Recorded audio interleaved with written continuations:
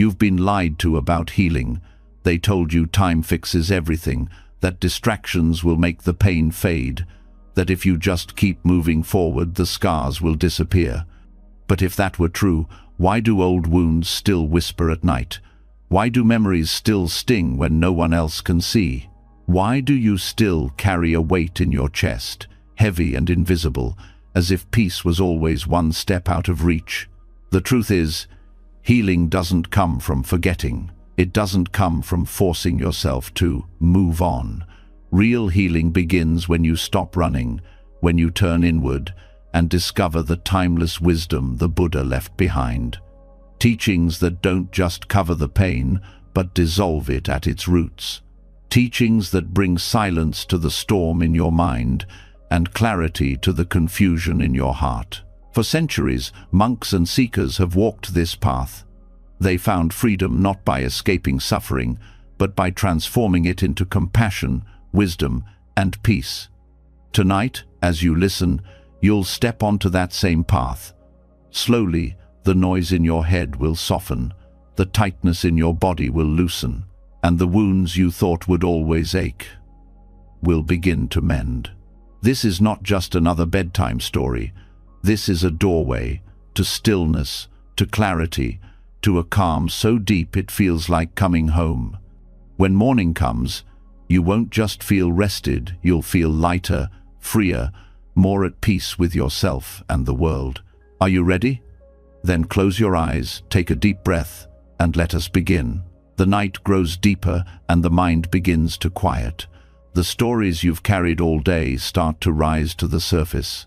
Memories of hurt, words left unsaid, that lingering sense that something inside is unfinished. Healing feels impossible when the heart whispers, "I am alone in this." Yet the truth is far softer, far more liberating. Beneath every fear, beneath every wound, lies a truth the Buddha revealed. Nothing is separate. The pain you hold, the breath in your chest, the stars above your window, all are threads of the same fabric.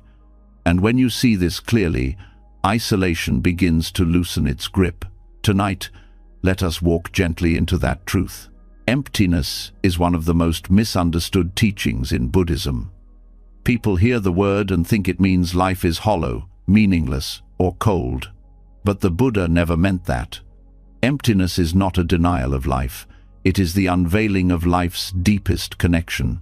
It means that nothing exists on its own, nothing stands isolated, everything arises through causes and conditions. Just as a flower cannot bloom without soil, water, and sunlight, your very existence depends on countless unseen hands, the food you ate today, the air you breathe, the language that shapes your thoughts. When you begin to notice this interdependence, the illusion of being cut off dissolves. Much of emotional suffering comes from the sense that we are separate, that no one truly understands, that our pain is ours alone. Loneliness feeds on this belief, whispering that you are trapped inside your own private world. But emptiness shows you otherwise. When you feel abandoned, you are not an isolated island, you are part of a vast ocean of being. Every person who has ever lost, who has ever cried, who has ever longed for peace shares in your experience. Seeing this doesn't make the pain vanish instantly, but it changes its weight. Instead of being a prison, it becomes a bridge. Consider grief. When someone you love is gone, the mind screams that a part of you has been cut away. Emptiness teaches that even in loss, connection remains. The body of your loved one may no longer be here, but the kindness they gave you, the memories you hold, the way their presence shaped you, those are interwoven into the very fabric of your being. They live on in the choices you make, in the lessons you carry forward, in the compassion you extend to others. Grief softens when you see it is not a wall of separation, but a reminder of the ties that can never be broken. When you study emptiness, you also uncover a profound freedom. Because nothing exists on its own, everything is in constant change. The sadness that feels permanent is not fixed. It arose from conditions, and with time and awareness, It can fade as new conditions arise. Think of the sky. Clouds may cover it, but the openness is always there behind them. Your mind is the same. The heavy emotions that seem unmovable are passing weather. Emptiness reveals this truth. No state of mind, no wound, no fear is solid. Everything is fluid. Everything can change. But this truth must be experienced, not just thought about. The Buddha often pointed to the breath as the simplest way to see emptiness. Notice how you cannot breathe without the trees, without the air, without the cycle of nature that sustains you. Even the act of inhaling is proof that you are not separate. Each breath ties you to the world around you. You cannot exist independently, and that is not a weakness, it is liberation. Now consider anger. When someone hurts you, anger feels sharp, as if you are split from the world, cast into opposition. But when you see through emptiness, anger begins to dissolve. You notice that the person who hurt you was also shaped by conditions, their upbringing, their pain, their ignorance. Just as your anger arises from the conditions of your wound, their actions arose from causes you may not see. This does not excuse cruelty, but it frees you from the story that you were singled out by fate. You see the wider web of causes, and compassion arises naturally. Jealousy, too, begins to crumble under the light of emptiness. When you feel inferior, as if someone else has taken what should be yours, you are caught in the illusion of separation. You think their success exists apart from you, as if life is a competition of isolated beings. But when you see interdependence, you realize their joy, their achievements, their beauty are not thieves of your worth. They are expressions of conditions, just as you are. Their success can even ripple into your life, inspiring growth, offering lessons, awakening gratitude. The more deeply you see emptiness, the less you cling to rigid identities. How often do we imprison ourselves with the words, "I am broken," "I am unworthy," "I am my pain"? These labels feel solid, but they are not. They are momentary thoughts, built from memories, shaped by circumstances. Emptiness shows that who you are is not fixed. It is fluid, spacious, open. You are not bound to yesterday's wounds. Each moment holds the seed of becoming. Science has even begun to echo what the Buddha saw centuries ago. Neuroscience shows that the brain is plastic, constantly reshaping itself based on new experiences. Every time you meditate, every time you meet pain with kindness, you are rewiring pathways in your mind. Emptiness is not a mystical idea, but a lived reality. The very cells of your body are in constant exchange with the environment, replacing themselves, transforming.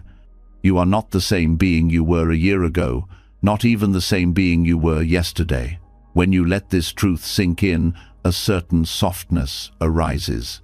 You no longer hold on so tightly to your wounds because you see they are not eternal. You no longer cling desperately to joy because you know it too will change. Instead, you rest in the flow of life. This resting is clarity. This resting is peace. Yet emptiness does not mean detachment from life. It means intimacy with life. When you realize nothing stands alone, you also realize that everything matters. Every small act of kindness, every word spoken, every breath taken ripples outward, touching the whole. Your life is not meaningless, it is infinitely connected. To harm another is to harm yourself. To heal yourself is to heal the world. So how do we practice this teaching?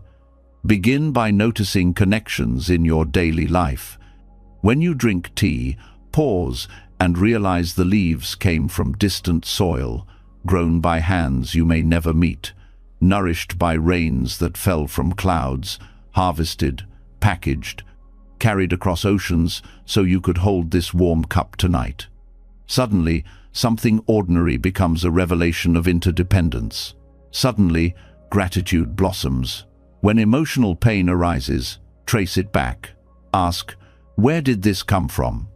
You will see layers, your memories, your culture, your family, the stories you've told yourself. None of them stand alone, none of them are unchangeable, and in that realization, the pain begins to lose its sharpness. The Buddha compared emptiness to a raft. You use it to cross the river of suffering, but once you've crossed, you don't carry it on your back, you let it go. In the same way, you don't cling to the idea of emptiness itself, you use it to free yourself. You see through separation, and in that seeing, the heart opens. Think of how the body heals a wound. The cut feels like an isolated injury, but the entire system, blood, skin, immune cells, works together to restore balance. In the same way, when you embrace emptiness, you allow the whole of existence to help heal your emotional wounds. You are not doing it alone. You never were. As you lie here, let the breath remind you, you belong. You are part of a vast, interconnected web. The loneliness you feel is not the truth of who you are. It is only a passing cloud. The truth is deeper, more spacious. The truth is that you are never separate. The truth is that you are already whole. And as this realization settles in your heart, you begin to notice something shift. The weight grows lighter, the wound less raw. There is space now where there was only tightness before. A space where compassion can flow in, where peace can grow, where clarity can shine, like the first light of dawn breaking through the dark. This is the healing power of emptiness, not coldness, not nothingness, but the gentle unveiling of the truth, that you are connected to everything, that your pain is not permanent, that your being is not fixed. From this place, healing begins not as a distant promise, but as a living reality in this very breath. When the truth of emptiness settles in the heart, the weight of isolation begins to loosen. Yet the journey of healing does not end there. Knowing that everything is connected is powerful. But what about the emotions that still rise like storms? Anger that burns hot in the chest, grief that floods the heart, jealousy that corrodes joy.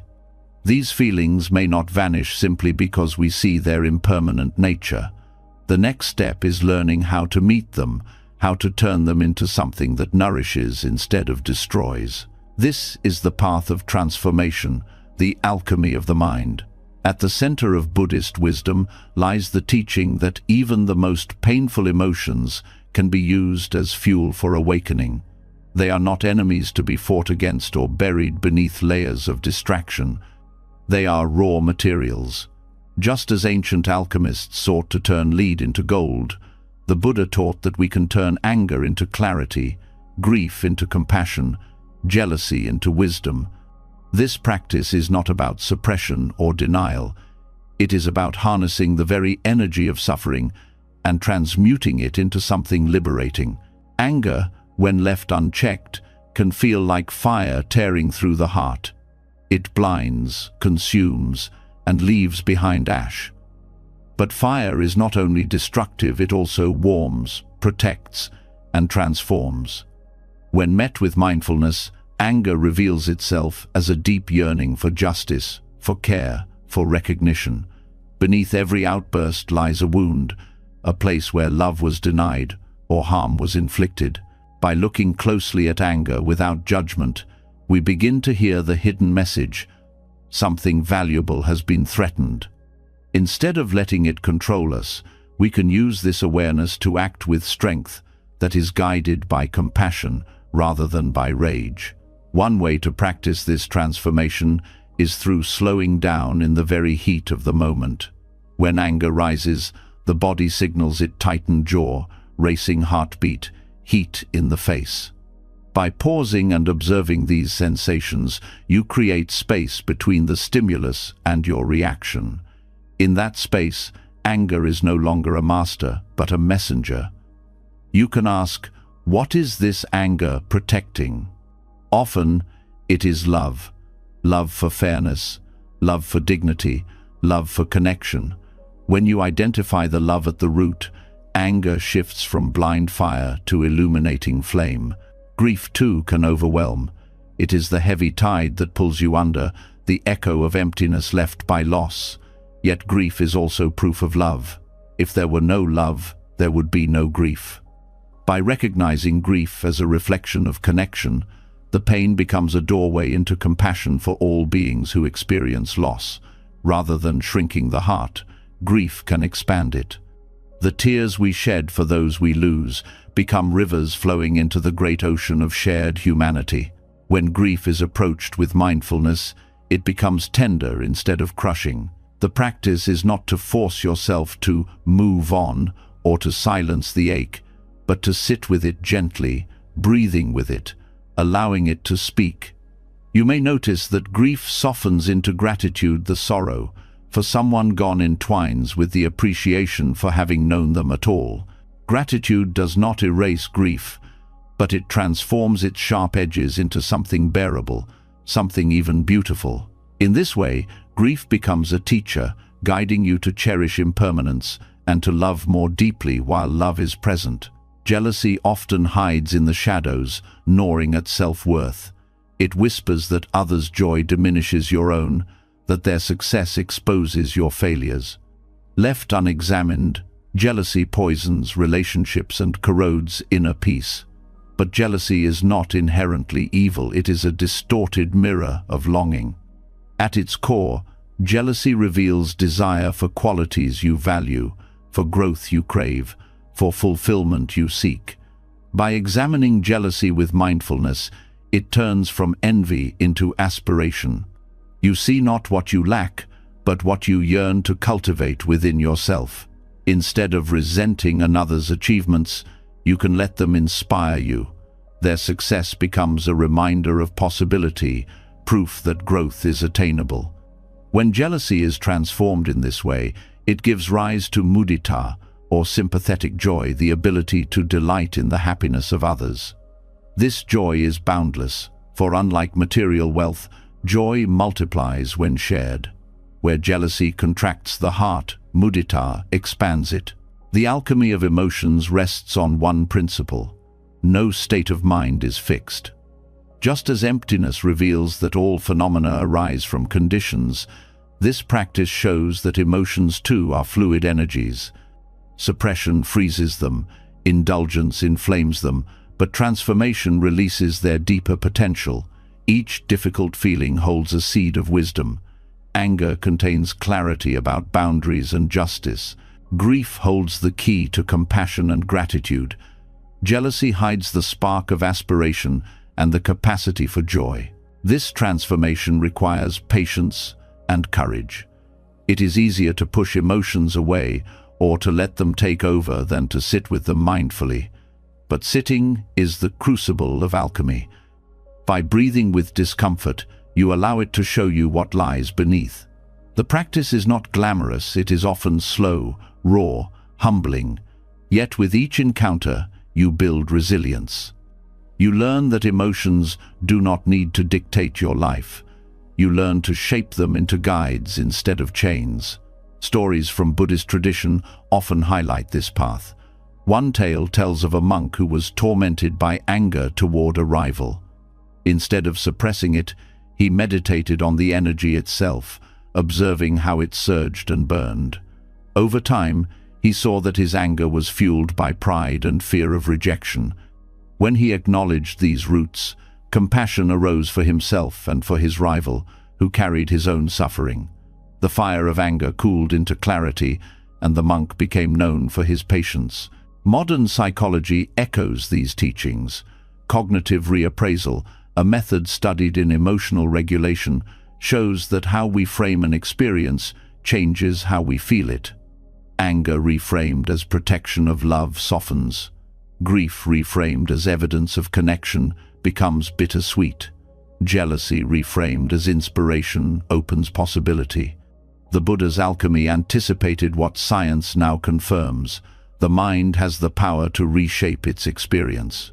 Meditation practices support this transformation. Metta, or loving-kindness meditation, directs goodwill toward oneself and others, easing anger and jealousy. Tonglen, the Tibetan practice of breathing in suffering and breathing out relief, allows grief to be shared and softened. These practices do not erase emotions but weave them into the broader fabric of compassion. Turning poison into medicine also requires honesty. To acknowledge anger, grief, and jealousy without shame is itself an act of healing.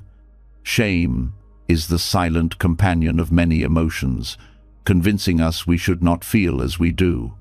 But the Buddha never condemned emotions, he invited awareness of them. By meeting them without judgment, you reclaim their energy for growth. Daily life offers countless opportunities for this practice. When anger rises in traffic, notice it, breathe, and ask what it protects, perhaps the wish for safety. When grief surfaces at the memory of a loved one, let the tears fall, and then whisper gratitude for their presence in your life. When jealousy stings at a friend's success, pause and let it become fuel for your own aspirations while wishing them joy. Each small moment of transformation builds the habit of mindful alchemy. The more you practice, the less frightening emotions become. You realize they are not enemies waiting to ambush you, but teachers arriving with lessons.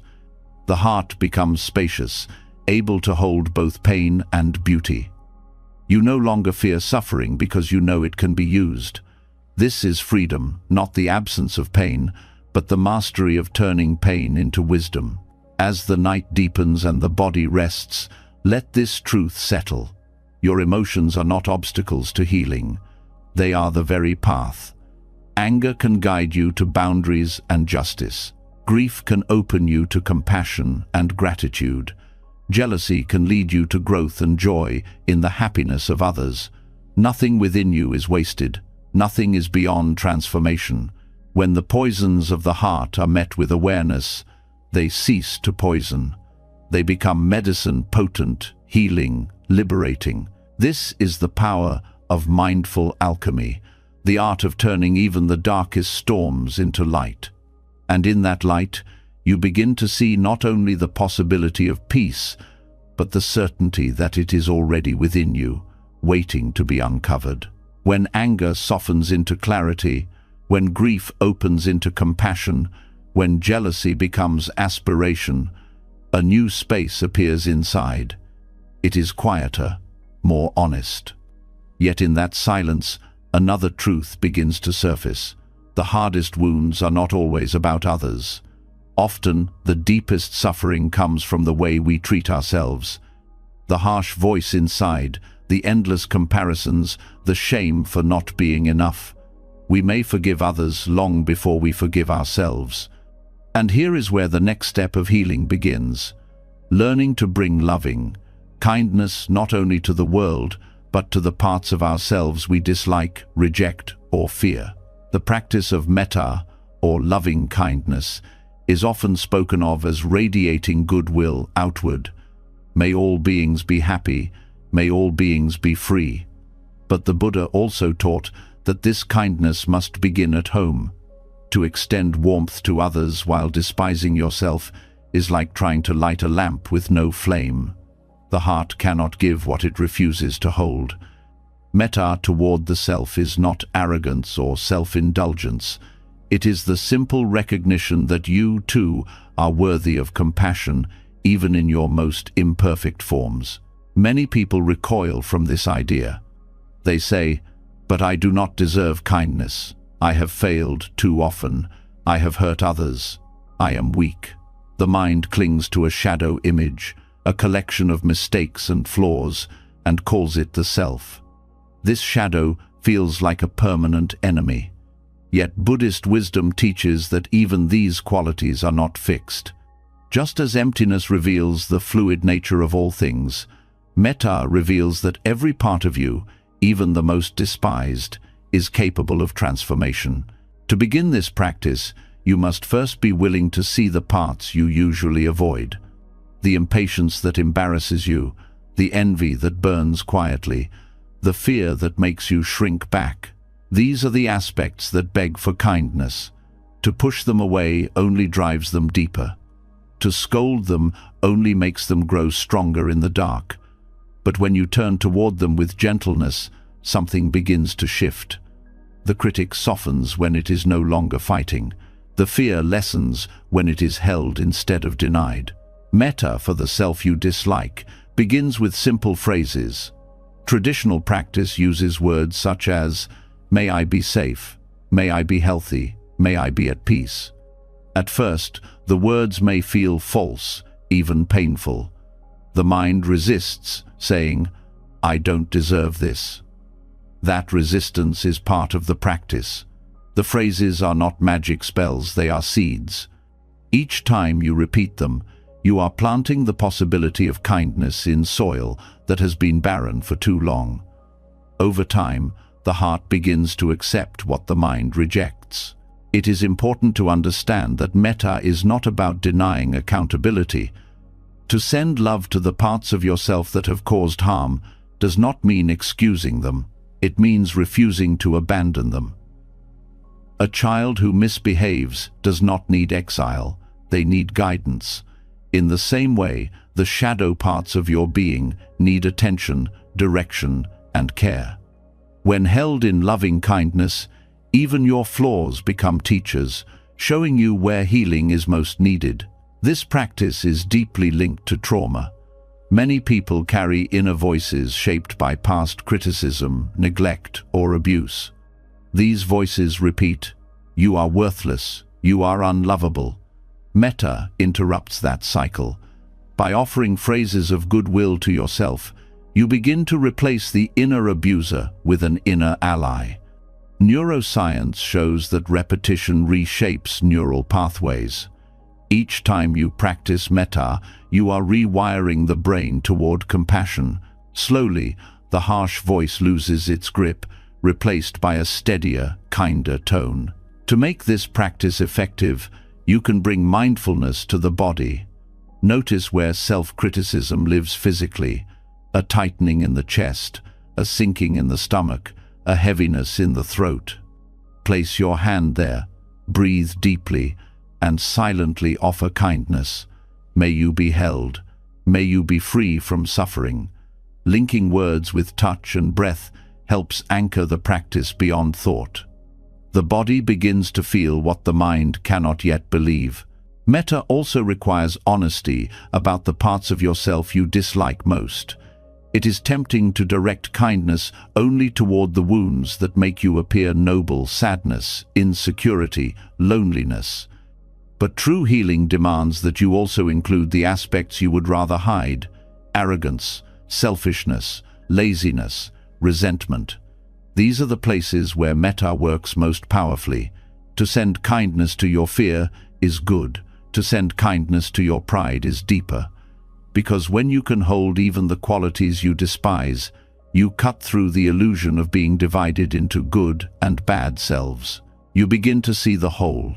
Some teachers speak of this as embracing the shadow. The Swiss psychologist Carl Jung described the shadow as the parts of the psyche we reject, bury, or project onto others. Buddhism and psychology converge here. What you resist within yourself does not disappear. It shapes your life unconsciously. Metta shines light on the shadow. By greeting it with kindness, you prevent it from ruling you in secret. One way to deepen this is through visualization. Sit quietly and bring to mind a version of yourself that you dislike, the self that failed, the self that lashed out, the self that feels shame. See this self as if it were sitting before you. Notice its posture, its face, its eyes.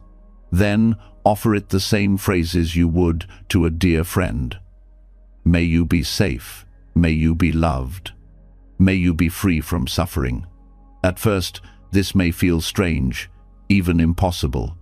But with repetition, the resistance softens. The shadow begins to receive the light. There is also a paradox here. When you send metta to the parts you dislike, they often change. Not because you forced them, but because you gave them the space to breathe. Anger that is met with kindness reveals its root in wounded love.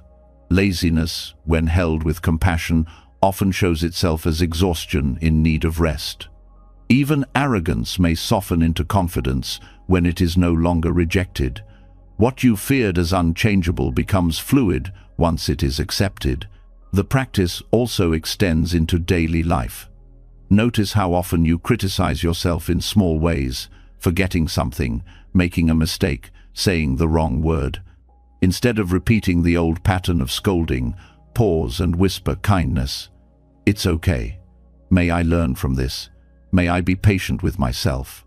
Each small moment builds the habit of self-compassion until it becomes second nature. This practice does not lead to selfishness. On the contrary, those who are kind to themselves are more capable of kindness toward others. When you are not at war with your own being, you no longer project that war onto the world. You stop demanding perfection from others, stop resenting their flaws, stop using them as mirrors for your own self-hatred. Metta for the self creates space for metta for all beings. Stories from Buddhist tradition remind us of this. There is a tale of a monk who despised his own body, seeing it as impure and shameful. He practiced metta for years, learning to direct kindness toward his very flesh. Over time, his hatred turned to gratitude. He saw the body not as an enemy, but as a vessel of practice, the very ground of his awakening. His compassion for himself radiated outward, and he became known for his gentleness toward all beings. Modern studies confirm this. Research on self-compassion shows that people who practice it are more resilient, less prone to anxiety and depression, and more capable of healthy relationships. Self-compassion reduces fear of failure and increases motivation, not because you pressure yourself, but because you support yourself. Just as a child learns best when encouraged, the self grows best under kindness. As you lie quietly, you can begin this practice now. Bring to mind something you dislike about yourself. Feel the resistance, the tightness, and then, softly, offer the words, "May I be free from suffering. May I be at peace."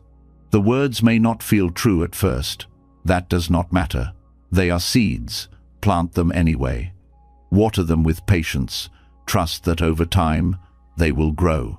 This is the power of metta for the self you dislike. It does not erase your flaws or deny your mistakes. It does something greater. It teaches you to hold your whole being with gentleness, to see even the darkest parts as worthy of care. From this ground, true transformation becomes possible. Healing is not about cutting pieces of yourself away.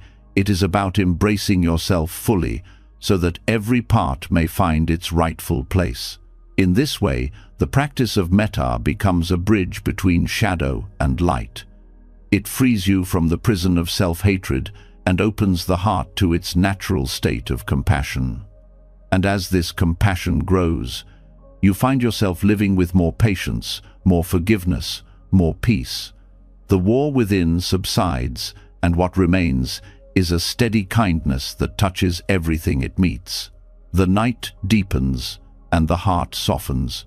The harsh voice fades, replaced by something quieter, more spacious. Loving kindness flows inward, filling the places once abandoned. And in that warmth, you begin to rest not as a perfect being, but as a whole one.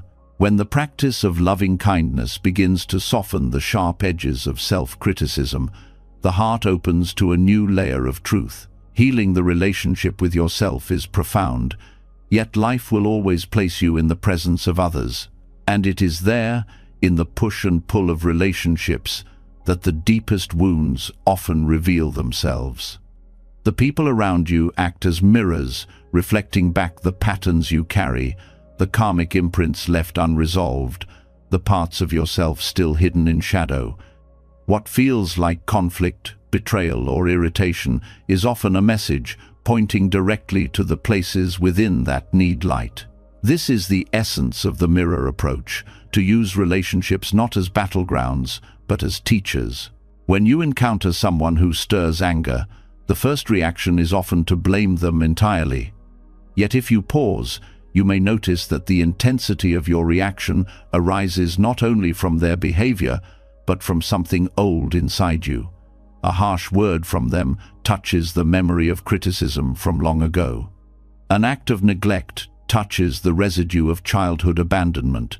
Without awareness, you lash out, believing the present moment is the sole cause of your pain. With awareness, you see that the other person has simply illuminated an old wound. The mirror does not create the scar, it shows you where it is. This perspective shifts the way you engage with relationships. Instead of asking, "Why is this person hurting me?" you begin to ask, "What is this situation reflecting back to me?" This is not about excusing harmful behavior. It is about reclaiming power. When you realize that much of your suffering comes from internal wounds awakened by external events, you are no longer trapped as a victim of others' actions. You can respond with clarity instead of blind reaction.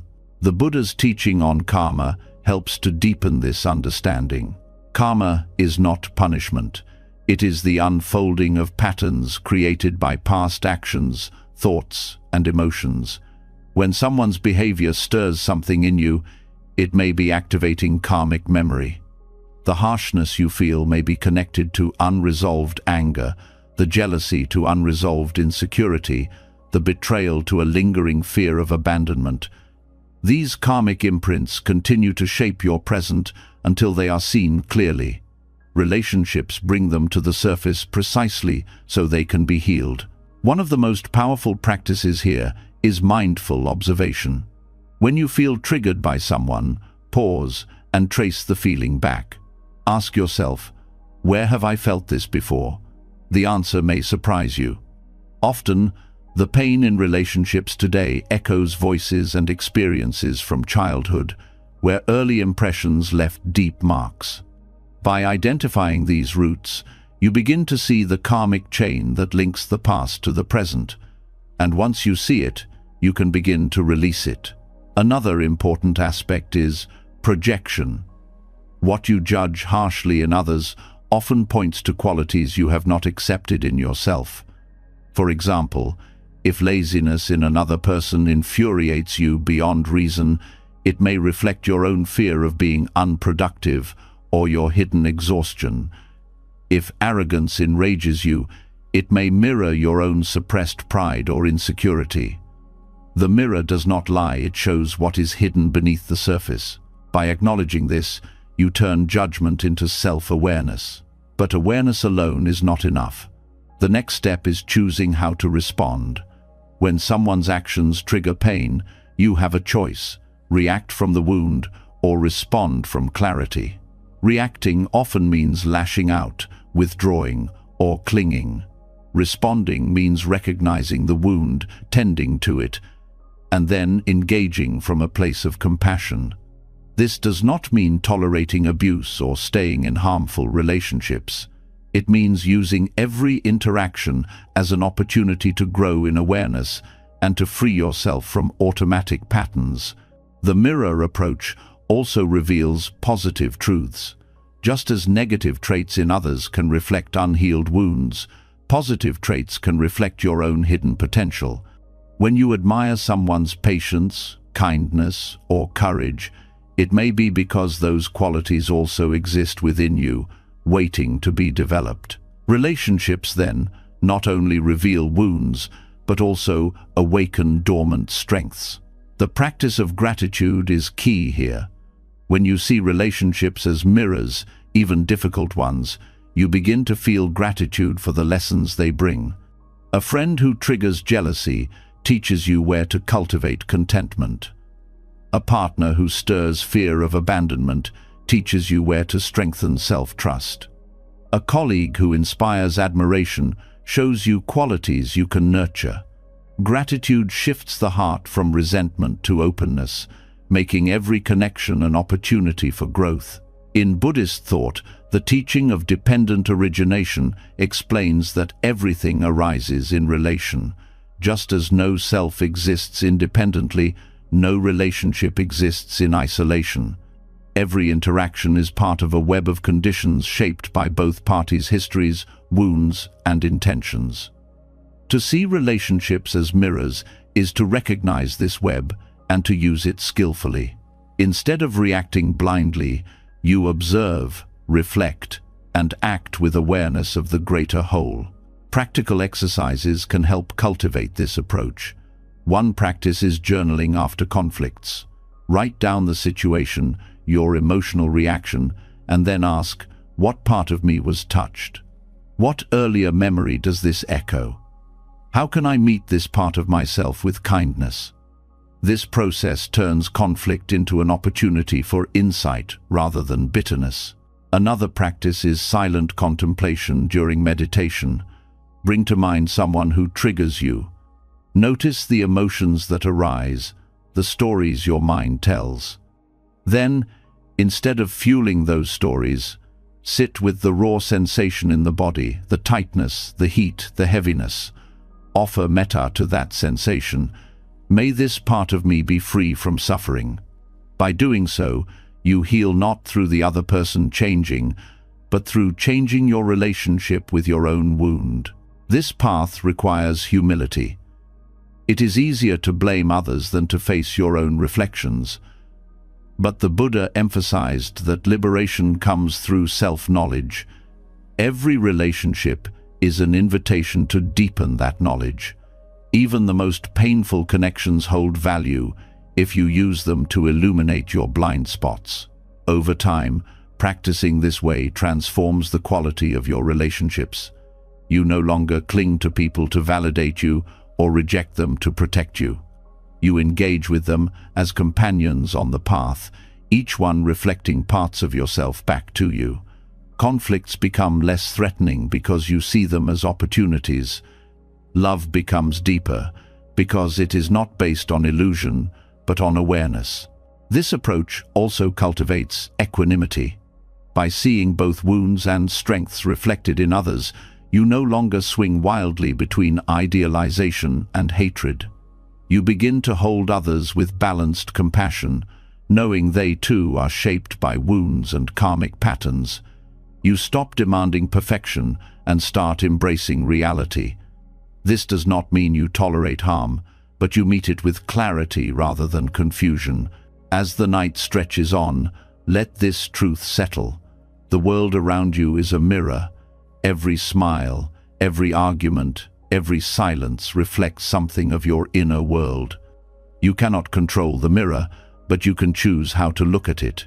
You can use it to fuel resentment, or you can use it to awaken. The practice of seeing relationships as mirrors does not isolate you. It connects you more deeply.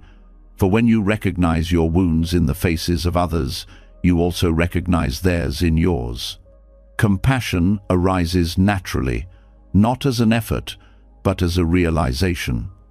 And in that compassion, both you and those around you begin to heal. The journey continues, each step revealing more of the heart.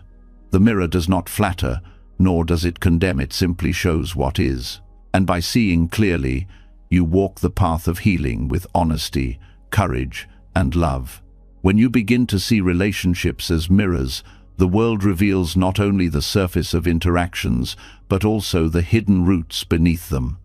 Every conflict, every attraction, every repeated pattern whispers of something older, carried silently through time. These are not random accidents. They are threads of memory woven into the fabric of the present. In Buddhist thought, this is karma, not fate carved in stone, but the momentum of past actions and emotions shaping today's responses. To understand karma in this way is to see that your emotional life is not only about what is happening now, but also about what has been left unresolved before. Karma as emotional memory is not about mystical punishment. It is about cause and effect in the most intimate sense. When a strong emotion arises and is not processed fully, it does not vanish. It settles into the mind and body like a residue. Later, when a similar situation appears, the residue stirs and colors your perception. A small disagreement may feel overwhelming because it awakens the memory of rejection. A slight criticism may feel unbearable because it echoes years of harsh judgment. In this way, the past continues to live in the present, repeating itself until it is brought into awareness. To see karma as emotional memory is to recognize that your present reactions are often disproportionate, not because you are weak or broken, but because they are carrying the weight of history. Each unresolved moment stacks upon the next, forming patterns that appear unshakable. Yet Buddhism teaches that these patterns are not permanent. With mindful attention, the karmic residue can be released, and new responses can be written. The first step is awareness. Most people live at the surface, blaming the present situation for their suffering without recognizing the older wound it awakens. Mindfulness invites you to pause and notice.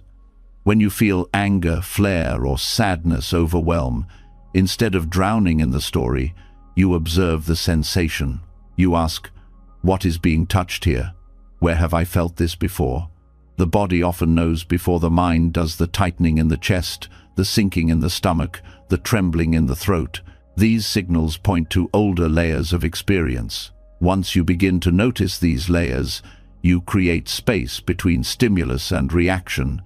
Instead of being dragged by the old pattern, you can meet it with clarity. This is the rewriting of karma, seeing clearly where the pattern comes from, allowing the emotion to be felt without suppression, and choosing a different response. Each time you do this, the grip of the old memory weakens. Buddhist teachings often describe karma as seeds. Every thought, word, and deed plants a seed in the soil of consciousness. Some seeds grow quickly, others lie dormant for years. When conditions ripen, the seed sprouts. Emotional memory functions in the same way. A harsh word from decades ago may sprout suddenly when someone today speaks in a similar tone. The original seed was never uprooted, but awareness allows you to tend the garden differently. Instead of letting weeds overrun the soil, you learn to nourish seeds of compassion, patience, and wisdom. It is important to understand that karma is not fixed destiny. It is potential, shaped moment by moment. While the past influences the present, it does not dictate the future. Every moment of mindful awareness is a moment where new karma can be created. This is why meditation is so powerful. It interrupts the unconscious chain of reaction and replaces it with conscious choice. Consider anger. If anger arises and is expressed through harsh words, it plants seeds of more conflict, reinforcing the karmic pattern. If anger is suppressed, it plants seeds of resentment, also reinforcing the pattern. But if anger is observed, acknowledged, and then transformed into clear communication or compassionate action, it plants seeds of healing. The memory of anger is rewritten into a memory of strength and clarity. Over time, the old pattern dissolves. Grief follows the same principle.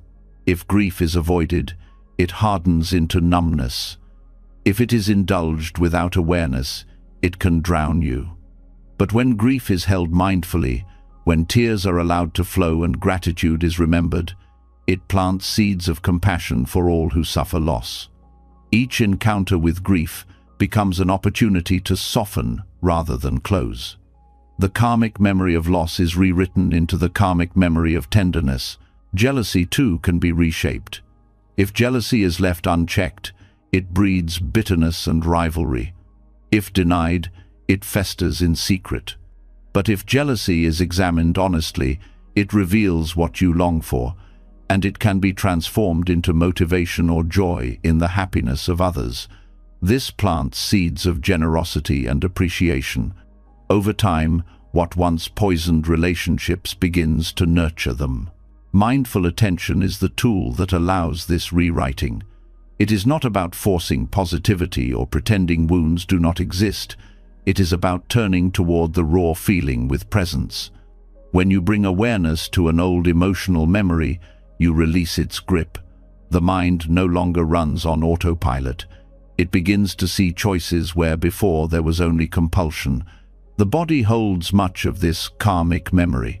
Trauma research shows that unresolved experiences are stored in physical sensations, tight muscles, shallow breath, restless tension.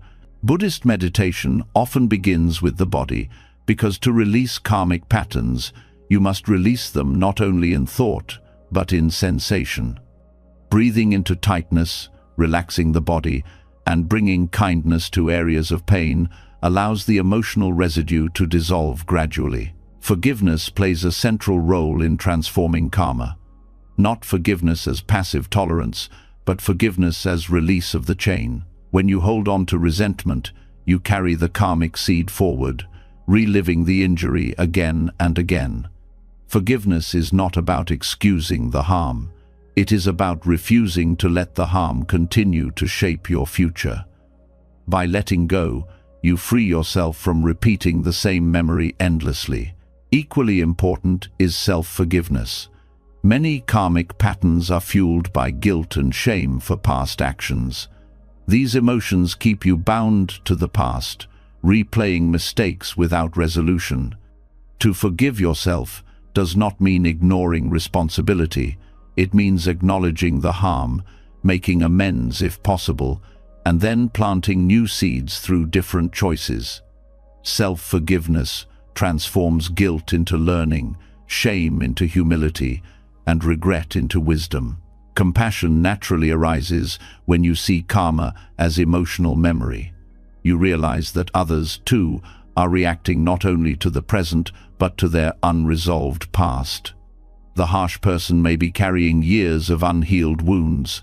The cold person may be protecting themselves from past betrayals.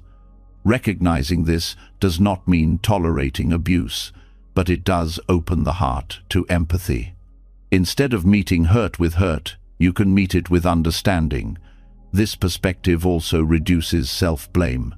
When you react strongly to a situation, it is not because you are weak, but because the old wound is deep. Seeing it as karmic memory allows you to meet yourself with patience. Just as physical scars take time to heal, so too do emotional scars.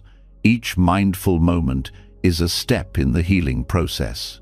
Practical exercises help make this real. One practice is to reflect at the end of the day. Where did I react strongly today?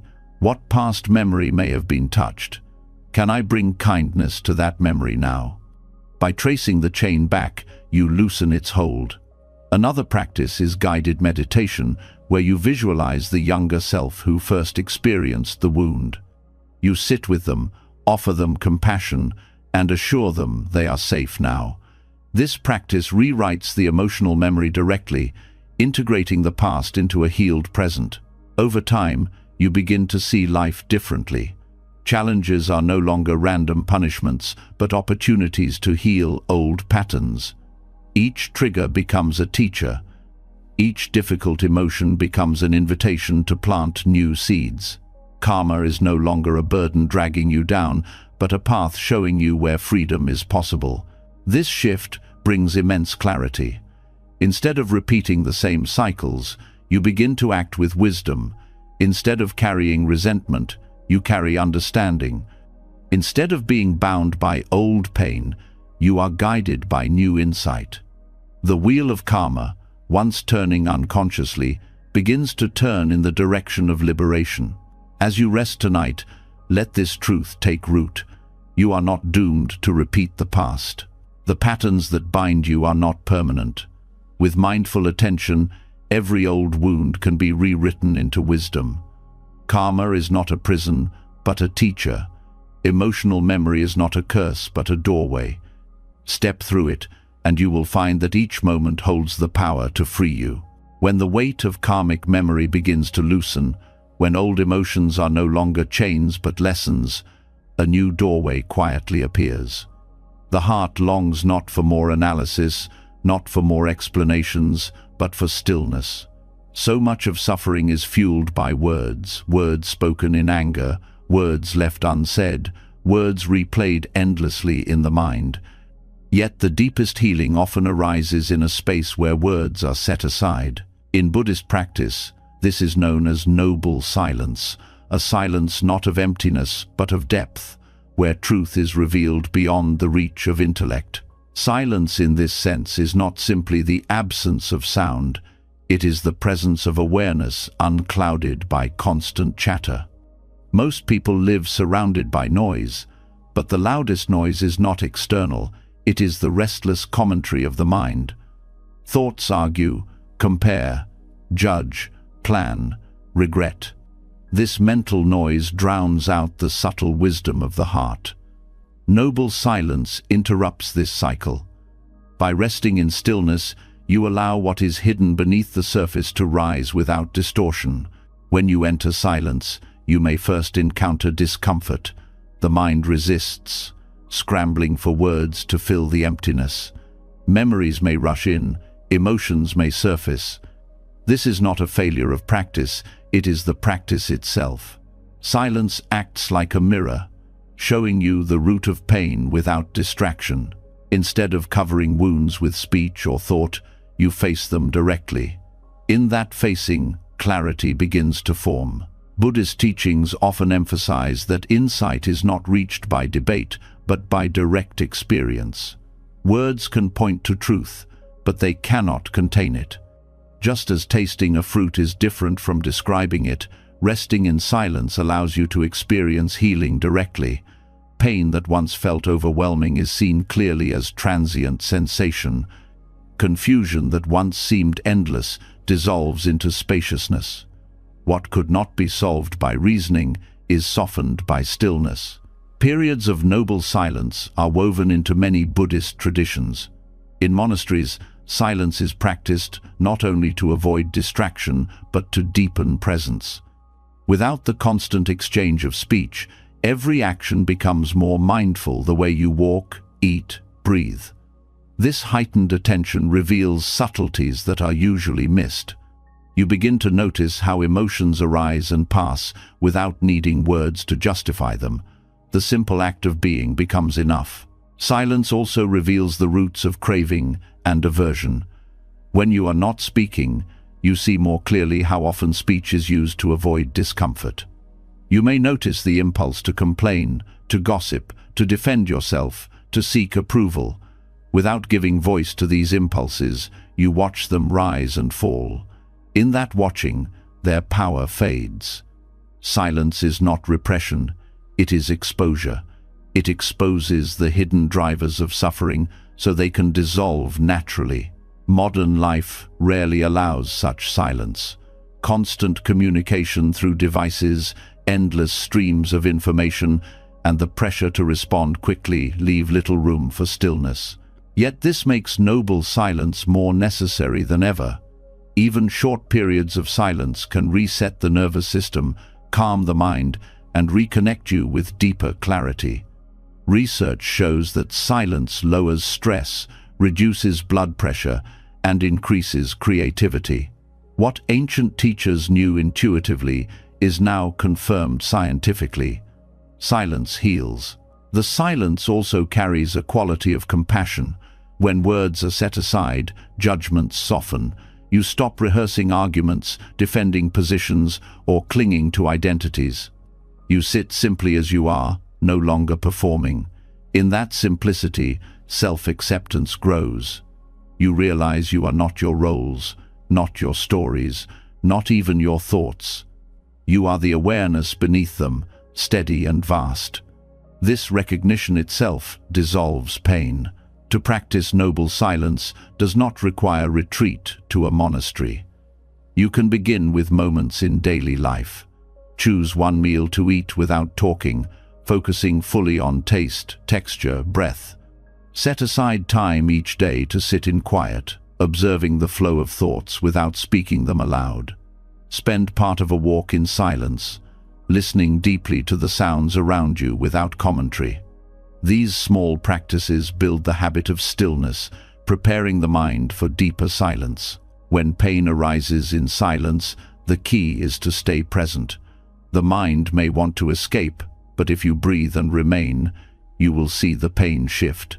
What once seemed solid reveals itself as a series of sensations, thoughts, and memories. By not speaking about it, you stop reinforcing the story. By not naming it, you allow it to dissolve in its own time.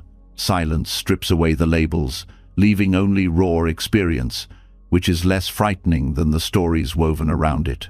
Noble silence is also deeply relational. In silent retreat, people often report feeling more connected to others, not less. Without words, communication shifts to presence, to subtle gestures, to shared awareness. You begin to sense the common humanity beneath the masks of speech. This shared silence nurtures compassion because it reveals that beneath all the words, every being longs for peace. The Buddha himself often remained silent when asked certain questions, especially those that could not lead to liberation. His silence was not avoidance, but teaching. By refusing to engage in endless speculation, he pointed disciples back to direct experience. The most profound truths, impermanence, suffering, interconnection, cannot be fully explained in language. They must be tasted in silence. Silence also prepares the ground for right speech. When you cultivate silence, the words you do speak carry more weight. They arise from clarity rather than compulsion. You speak less, but with more care. This transformation reduces conflict and deepens trust in relationships.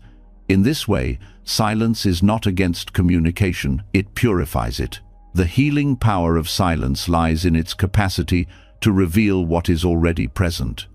You do not need to add anything or chase anything. You only need to stop covering it with noise. Beneath the chatter, beneath the stories, lies a natural peace. It is not created, it is uncovered. Noble silence is the path to this uncovering. As you rest now, allow silence to spread through you. Let go of the need to label, to explain, to narrate. Let the body breathe, the mind settle. Notice how the absence of words feels. Notice what arises when you do not reach for explanation. Within this stillness, healing is already unfolding. Pain loses its solidity, clarity shines without effort, and the heart rests in its natural state of peace. In the silence beyond words, you do not need to be anyone or prove anything. You are simply present. And in that presence lies the deepest clarity, the kind that no book, no argument, no speech can give. It is the clarity of direct knowing, the peace of simply being. This is the gift of noble silence, to reveal the root of pain and to uncover the vast, quiet freedom that was always here. When silence is allowed to settle, when words no longer cloud perception, the mind begins to see more directly. In that stillness, another truth becomes unavoidable. Everything passes. The body shifts with every breath. Thoughts dissolve as quickly as they arise. Feelings change without warning. Yet the ego clings, grasping for permanence, trying to hold together a fixed sense of me. This grasping is the root of pride, fear, and attachment.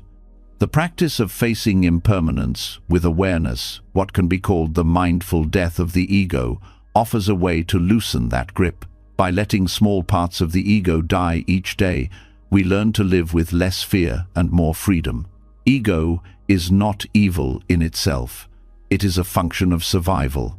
It organizes experience into I and mine, allowing the body and mind to navigate the world. But left unchecked, it builds illusions of control and permanence.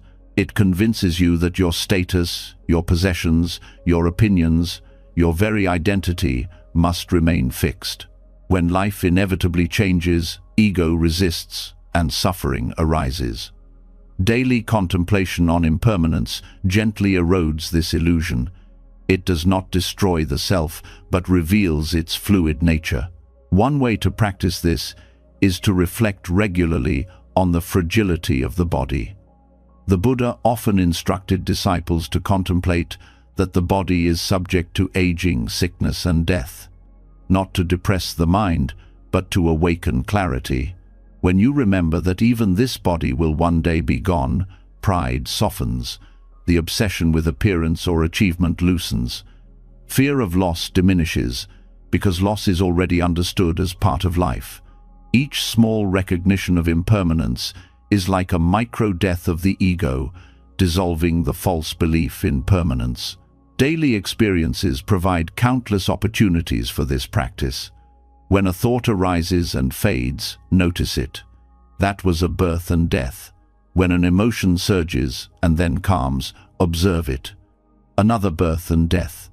When you let go of an opinion, when you release a grudge, when you surrender the need to be right, the ego dies a little. These micro-deaths are not tragic, they are liberating.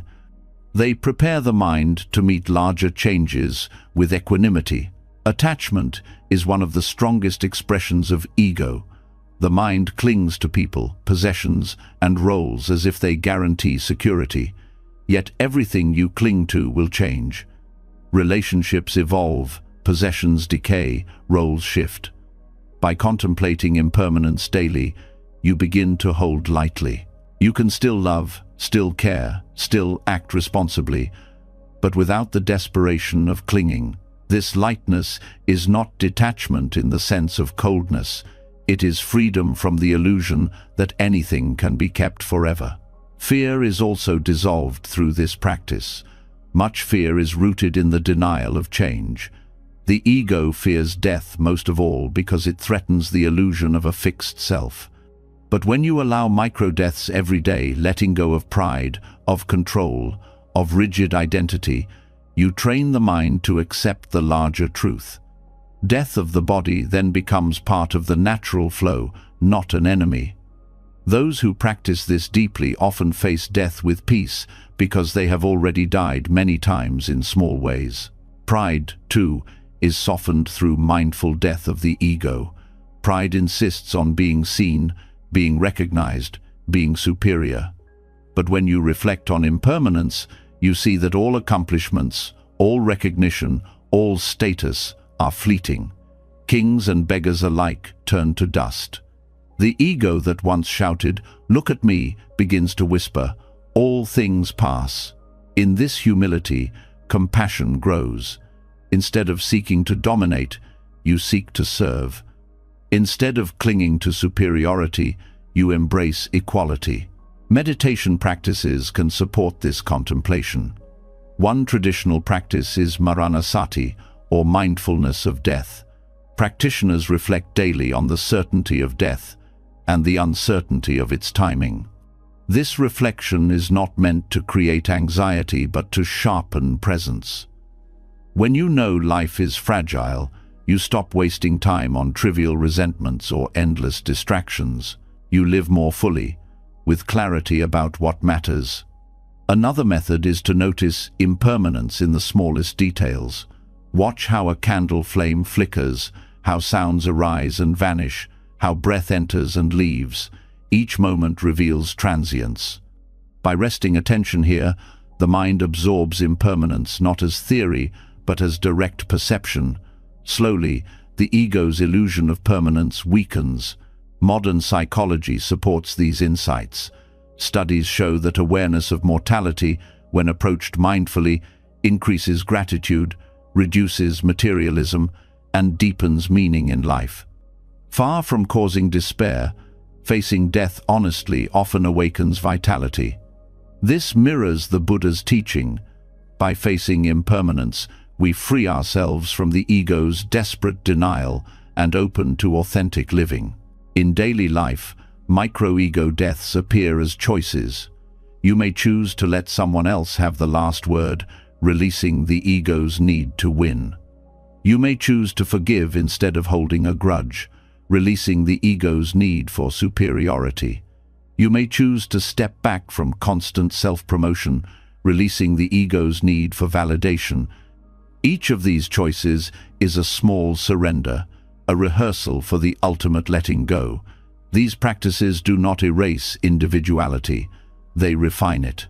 Without the distortions of pride, fear, and attachment, the self becomes a clearer channel for compassion and wisdom. You still act, speak, and love, but without the heavy burden of defending an illusion. You live more lightly, aware of the flow of birth and death in every moment. The mindful death of the ego also deepens connection with others. When you release the rigid sense of self, you see more clearly that others are not separate. Their joys and sorrows are intertwined with yours. Compassion arises naturally when the boundaries of ego soften. Fear of vulnerability decreases because you no longer need to protect a fragile self-image. You can meet others openly, honestly, tenderly. Contemplating impermanence daily brings profound clarity. Decisions are guided less by pride and more by wisdom. Relationships are held with more appreciation, knowing they will not last forever. Gratitude deepens because every moment is recognized as precious. Fear of change diminishes because change is no longer resisted but embraced as the natural rhythm of existence. As you rest now, let this truth settle into your heart. Everything is passing. Each breath rises and falls. Each thought appears and dissolves. Each moment is born and dies. The ego clings, but you can release. And in releasing, you do not lose, you gain freedom. Micro-deaths of the ego prepare you for the great death, not with terror but with peace. The mindful death of the ego is not a loss but a return to humility, to compassion, to the spacious awareness beneath all identities. It is the daily practice of letting illusions fade so that truth may shine. And in this truth, there is no fear, no pride, no desperate attachment, only the steady peace of one who knows that to die each moment is to live fully. When the grip of ego begins to loosen through daily reflections on impermanence, space opens for a wider perspective. The self no longer feels like a fortress that must always be defended, and the heart becomes more sensitive to the currents of suffering that extend beyond one lifetime. For many, the pain they carry is not only personal, it is woven from the struggles of parents, grandparents, and generations before. Trauma, fear, and silence often flow down family lines like rivers that never found release. Healing at this level requires a practice that is both intimate and vast, one that meets not only your own wounds but the echoes of those who came before. In Tibetan Buddhism, the practice of Tonglen offers such a path, breathing in suffering, breathing out relief, transforming inherited pain into compassion. Generational wounds are not always spoken aloud, yet they shape lives quietly. A parent who never learned how to express love may pass on distance. A grandparent who endured war or poverty may pass on fear of loss. Families often carry unhealed grief, shame, or anger, handing them down through behaviors, beliefs, and even silence. Modern science now affirms this, showing that trauma can leave marks not only in memory, but also in the nervous system and gene expression, patterns that ripple into future generations. What Buddhism intuited long ago is now being confirmed. Suffering is not isolated to one person. It is shared across time. Tonglen directly addresses this shared burden. The practice reverses the instinct of self-protection. Normally, when faced with suffering, the mind recoils, wanting to avoid it. Tonglen teaches the opposite, to breathe it in with courage, to touch it fully, and then to breathe out comfort, peace, and healing. This counterintuitive act transforms the relationship with pain. Instead of being poisoned by it, you become a channel for its transformation. Applying Tonglen to generational wounds deepens its power. As you breathe in, you take in not only your personal pain, but also the suffering carried by your family line. You acknowledge the silence, the hardships, the unspoken grief. With each out-breath, you send them relief, warmth, forgiveness, release. In this way, you do what perhaps no one in your lineage could do. You turn toward the wound with compassion instead of passing it forward. This practice does not mean you absorb harm into yourself. The breath is symbolic, it transforms. Breathing in suffering is not taking it into your identity. It is bringing it into the light of awareness where it can change. The out-breath is the active response, sending love where once there was only pain. In this exchange, the heart expands, and inherited burdens begin to lift. A practical approach begins with awareness of what you have inherited. Sit quietly and reflect. What patterns run through your family? Is there recurring fear, anger, shame, or silence? Where do you notice echoes of these patterns in yourself? Identifying them is the first step. Once they are seen, they can be held with compassion. Begin Tonglen by breathing in the weight of that pattern, feeling its presence without resistance. Then breathe out release, sending healing backward and forward through the family line. This work is often emotional. Tears may come as you acknowledge what has long been denied. Grief may arise for ancestors who suffered in silence. Allow these feelings to flow. They are part of the healing. The practice is not about fixing history, but about transforming your relationship with it. By meeting inherited suffering directly, you free yourself and offer freedom to those who will come after you. One powerful aspect of Tonglen is that it expands empathy. When you breathe in the suffering of your family, you realize how much of their behavior was shaped by pain they could not resolve. A parent's harshness may be seen as the echo of their own wounds. A grandparent's silence may be understood as protection from trauma too heavy to speak. This recognition does not excuse harm, but it transforms judgment into understanding. In that understanding, forgiveness can grow naturally, not forced but arising from compassion. Science supports this kind of healing. Studies of intergenerational trauma show that cycles of pain can be interrupted when someone consciously processes emotions instead of repeating them. Tonglen offers a direct method for this. By holding suffering in awareness and transforming it through compassion, you interrupt the chain. The burden no longer passes unconsciously. It is met, transformed, and released. Another dimension of Tonglen for generational wounds is honoring resilience. Families pass down pain, but they also pass down strength.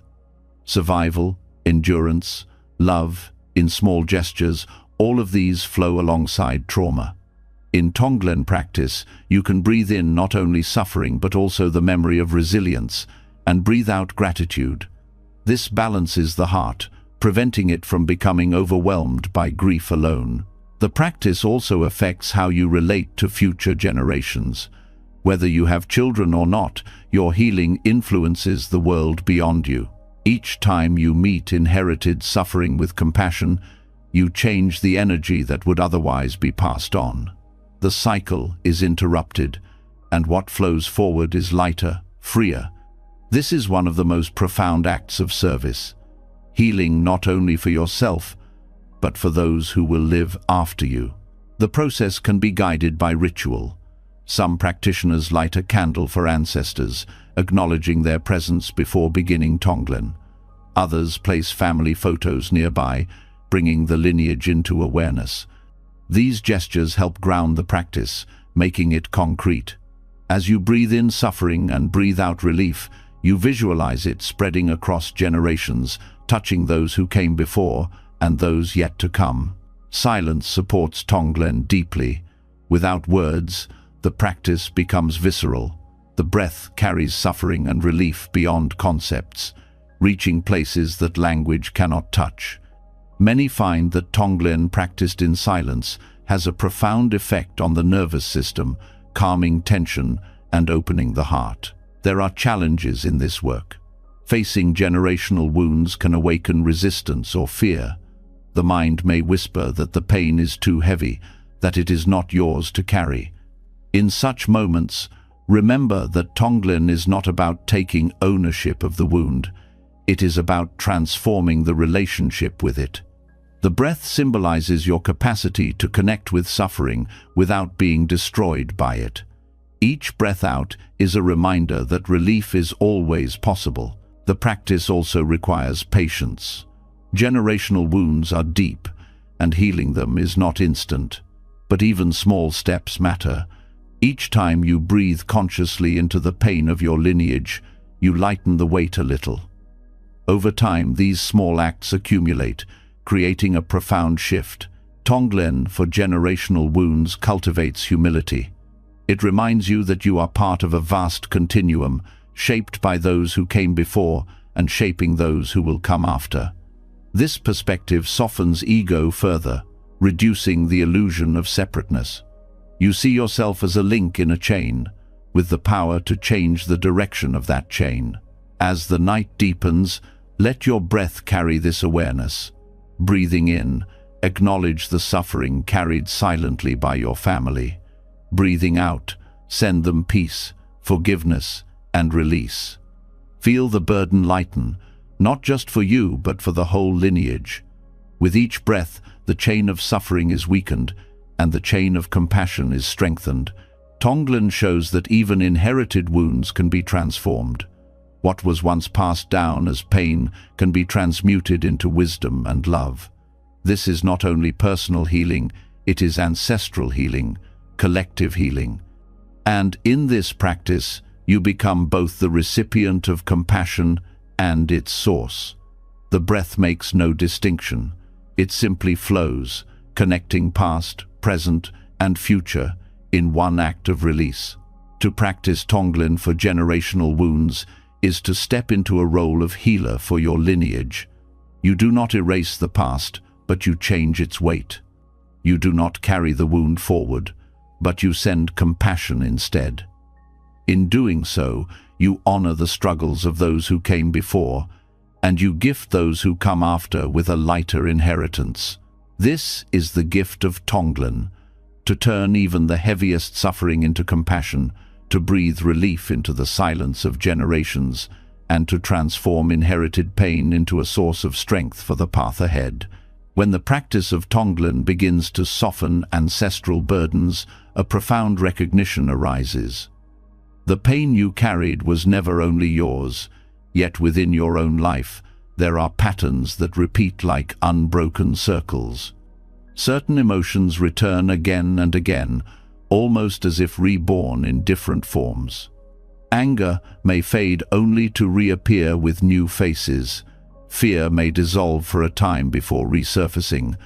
Longing may take new shapes, but never seem to end. These loops are not accidents, they are samsara, lived in the inner world.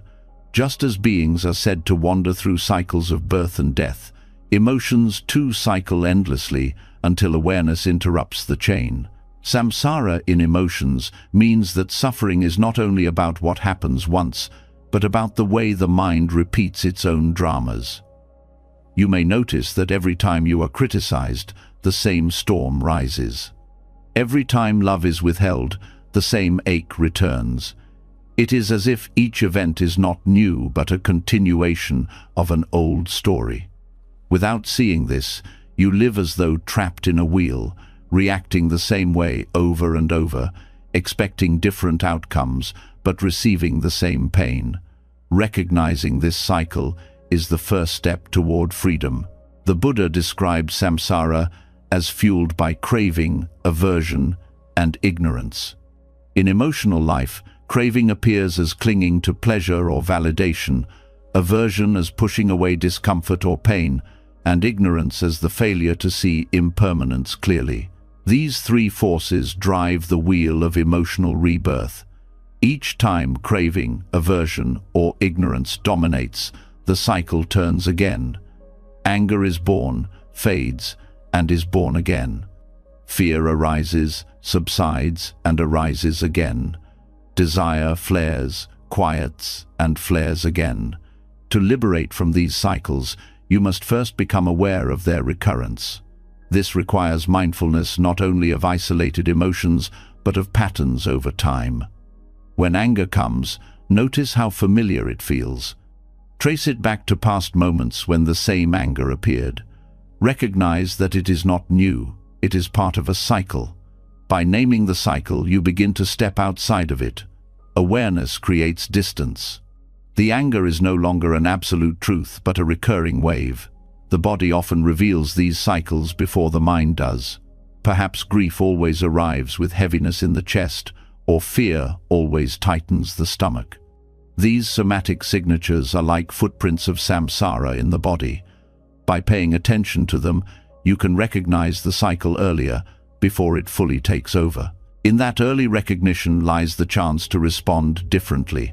One method to break these cycles is to apply the practice of noting. When a familiar emotion arises, instead of being swept away, you mentally note it: anger, fear, longing. This simple act shifts the mind from identification to observation. You are no longer anger itself. You are the awareness noticing anger. This disrupts the cycle by removing its fuel. Another method is to reflect on impermanence in the midst of the emotion. When sadness grips, remember that it has come before and passed, and it will pass again. This recognition loosens the belief that the current emotion is eternal. The cycle depends on the illusion of permanence. Seeing through that illusion weakens its hold. Compassion is also essential. When you recognize recurring emotions, it is easy to judge yourself. Why am I here again? Haven't I grown past this? But judgment only strengthens the cycle, adding another layer of suffering. Instead, meet the recurrence with compassion. This is a deep pattern. It takes time. May I be patient. May I be free. Compassion softens the cycle, making space for transformation. Buddhist teachings describe the wheel of samsara with 6 realms, each representing different states of suffering. The realms of gods, demigods, humans, animals, hungry ghosts, and hell beings. These realms can be seen as metaphors for emotional states. Pride reflects the god realm, envy the demigod realm, desire the hungry ghost realm, anger the hell realm, ignorance the animal realm, and mixed human emotions the human realm. Throughout a single day, you may pass through many of these realms internally.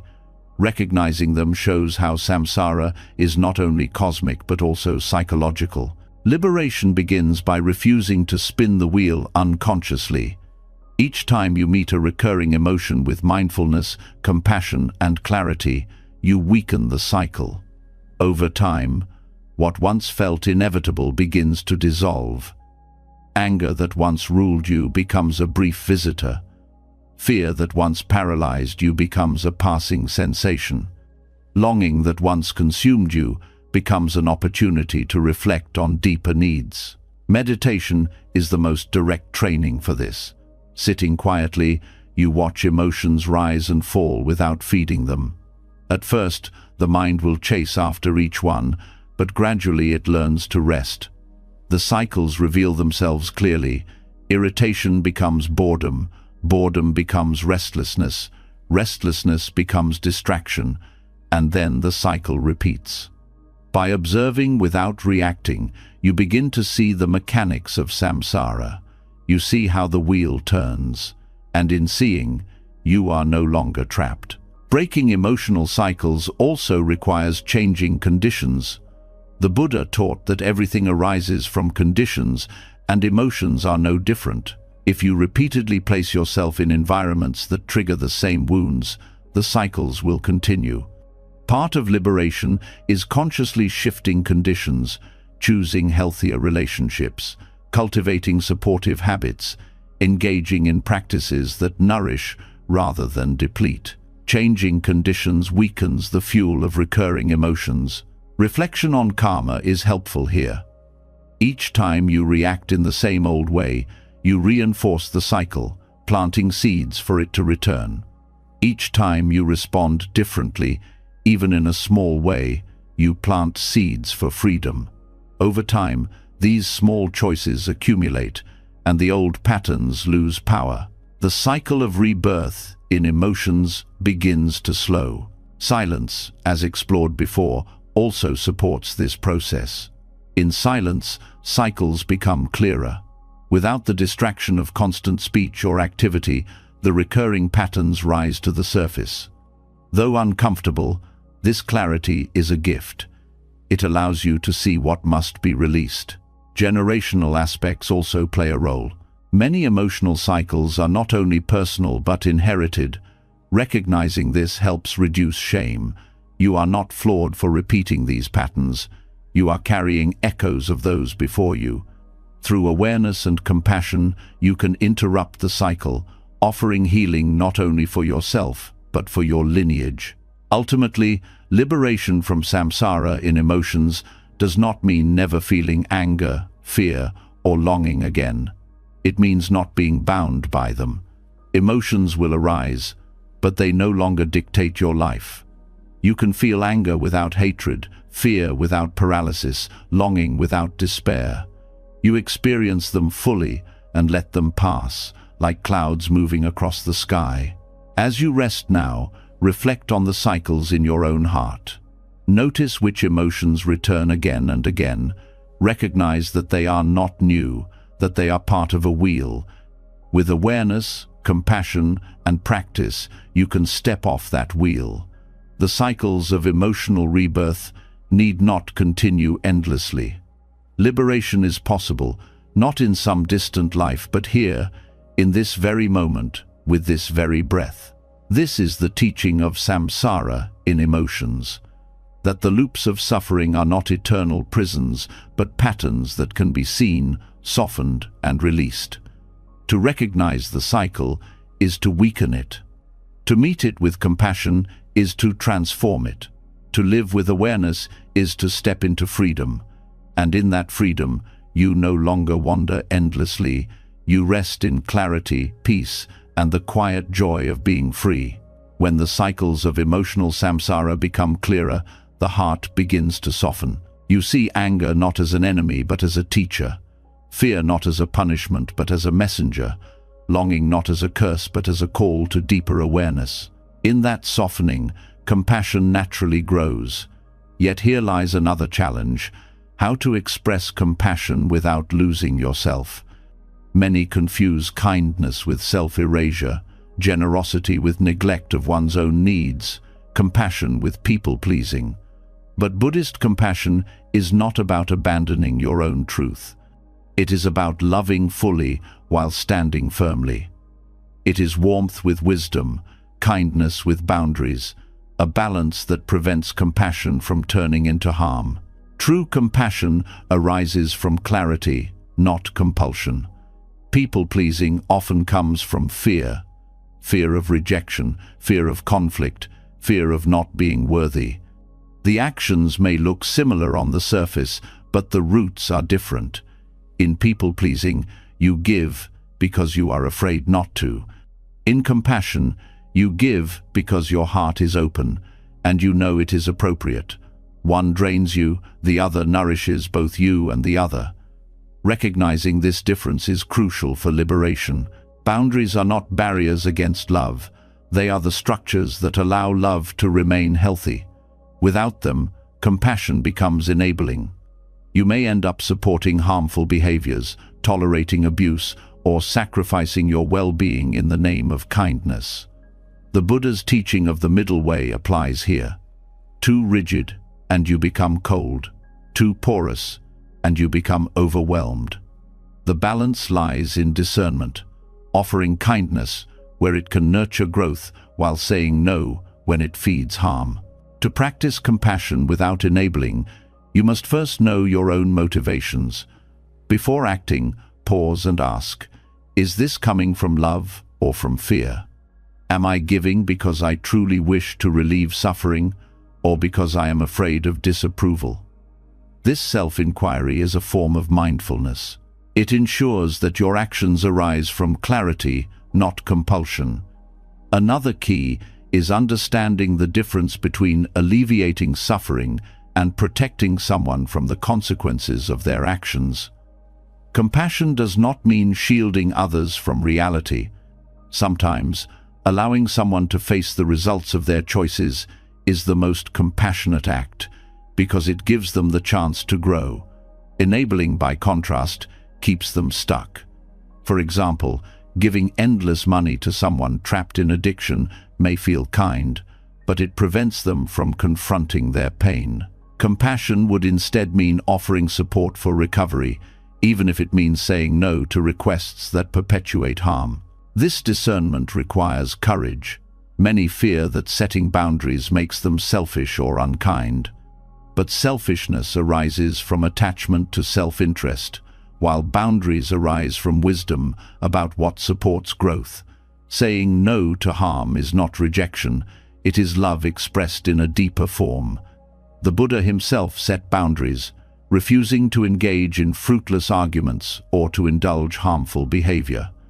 His compassion was steady, but it was not indulgent. To cultivate this balance, it helps to practice metta, not only for others, but for yourself. When you direct loving kindness inward, you recognize your own worthiness of care. This prevents compassion from turning into self-neglect. From this foundation, you can offer love outwardly without draining yourself. Self-compassion is the root that sustains compassion for others. Without it, your giving will eventually collapse into resentment. Another practice is to develop equanimity, the quality of balance in the face of joy and sorrow, gain and loss, praise and blame. Equanimity allows you to offer compassion without being swept away by the emotions of others. You can be present with their suffering without drowning in it, supportive without carrying what is not yours. This prevents compassion fatigue and ensures that your kindness remains steady over time. Compassion without enabling also requires honesty. Often, people-pleasing involves telling others what they want to hear rather than what they need to hear. True compassion speaks truth gently but firmly. It does not manipulate to avoid discomfort. It trusts that honesty, even when difficult, is ultimately more healing than false comfort. This is why right speech in Buddhism emphasizes both kindness and truth. Words must be both, not one at the expense of the other. In relationships, this practice transforms dynamics. Instead of constantly bending to keep peace, you begin to engage from a place of authenticity. You give when it is nourishing, and you decline when it is harmful. Others may resist at first, especially if they are accustomed to your people-pleasing. But over time, authentic compassion builds deeper trust. People know that when you give, it is real, not coerced. Compassion without enabling also extends to how you treat your own inner patterns. Sometimes the one you enable most is yourself, indulging harmful habits because you mistake them for comfort.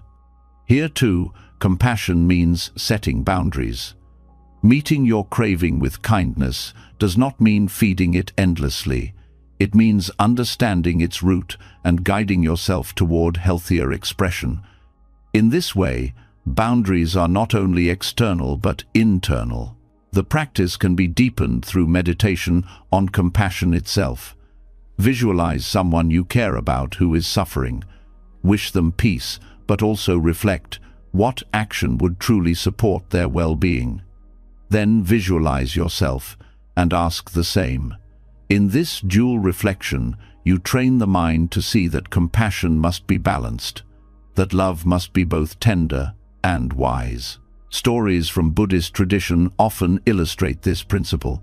One tale tells of a monk who encountered a thief.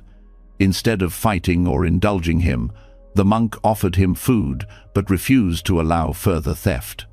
The act was compassionate, addressing the thief's hunger, but it also set a boundary against harm. This is compassion without enabling, meeting suffering without feeding its destructive form. Modern psychology echoes this. Research on boundaries shows that those who maintain them are more capable of genuine empathy. People who overextend themselves in attempts to please often burn out, leading to resentment. But those who balance kindness with self-care sustain compassion longer and more deeply. Buddhism anticipated this truth. Compassion must be guided by wisdom to remain whole. In daily life, opportunities to practice arise constantly. A friend asks for help beyond your capacity. A family member repeats destructive patterns. A colleague seeks validation through constant demands. In each case, you can pause, breathe, and ask, what action here is truly compassionate? Sometimes it will be saying yes, other times it will be saying no. Both can be expressions of love, if rooted in clarity. The ultimate aim is not to withdraw from others, but to engage more truthfully. Compassion without enabling fosters healthier relationships, greater resilience, and deeper authenticity. It prevents the exhaustion of endless giving without replenishment and creates space where love can flourish without distortion. As you rest now, let this understanding settle.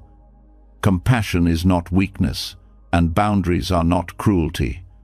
When guided by wisdom, compassion flows freely without drowning you or others. It heals without harming, nurtures without indulging, and sustains without exhaustion. This is the strength of Buddhist compassion, steady, balanced, and deeply liberating. When compassion grows strong enough to hold firm boundaries, it becomes clear that suffering cannot be healed only at the surface. Setting limits protects your heart. But the question remains, why do certain wounds feel so persistent? Why do some emotions return with such intensity, no matter how much kindness you bring to them? To answer this, the Buddha pointed to a teaching at the very core of his wisdom-dependent origination. It reveals that every experience, including pain, arises through a chain of causes and conditions. By tracing an emotional wound back through this chain, you can uncover its subtle roots in craving and ignorance, and only then can the cycle be released. Dependent origination teaches that nothing exists in isolation. Every feeling, thought, and reaction arises because of prior conditions. An emotional wound does not appear suddenly, fully formed. It is the result of a series of links: contact, sensation, perception, craving, clinging, becoming. By examining these links carefully, you can understand not just what you feel, but how it was constructed moment by moment. This awareness dismantles the illusion that your pain is an unchangeable fact. It shows that suffering is a process, and what is built through conditions can also be unbuilt through wisdom. Take the example of rejection. At first, there is contact, the moment someone turns away or withholds affection. This contact gives rise to sensation, a sharpness in the chest, a contraction in the stomach. Then comes perception.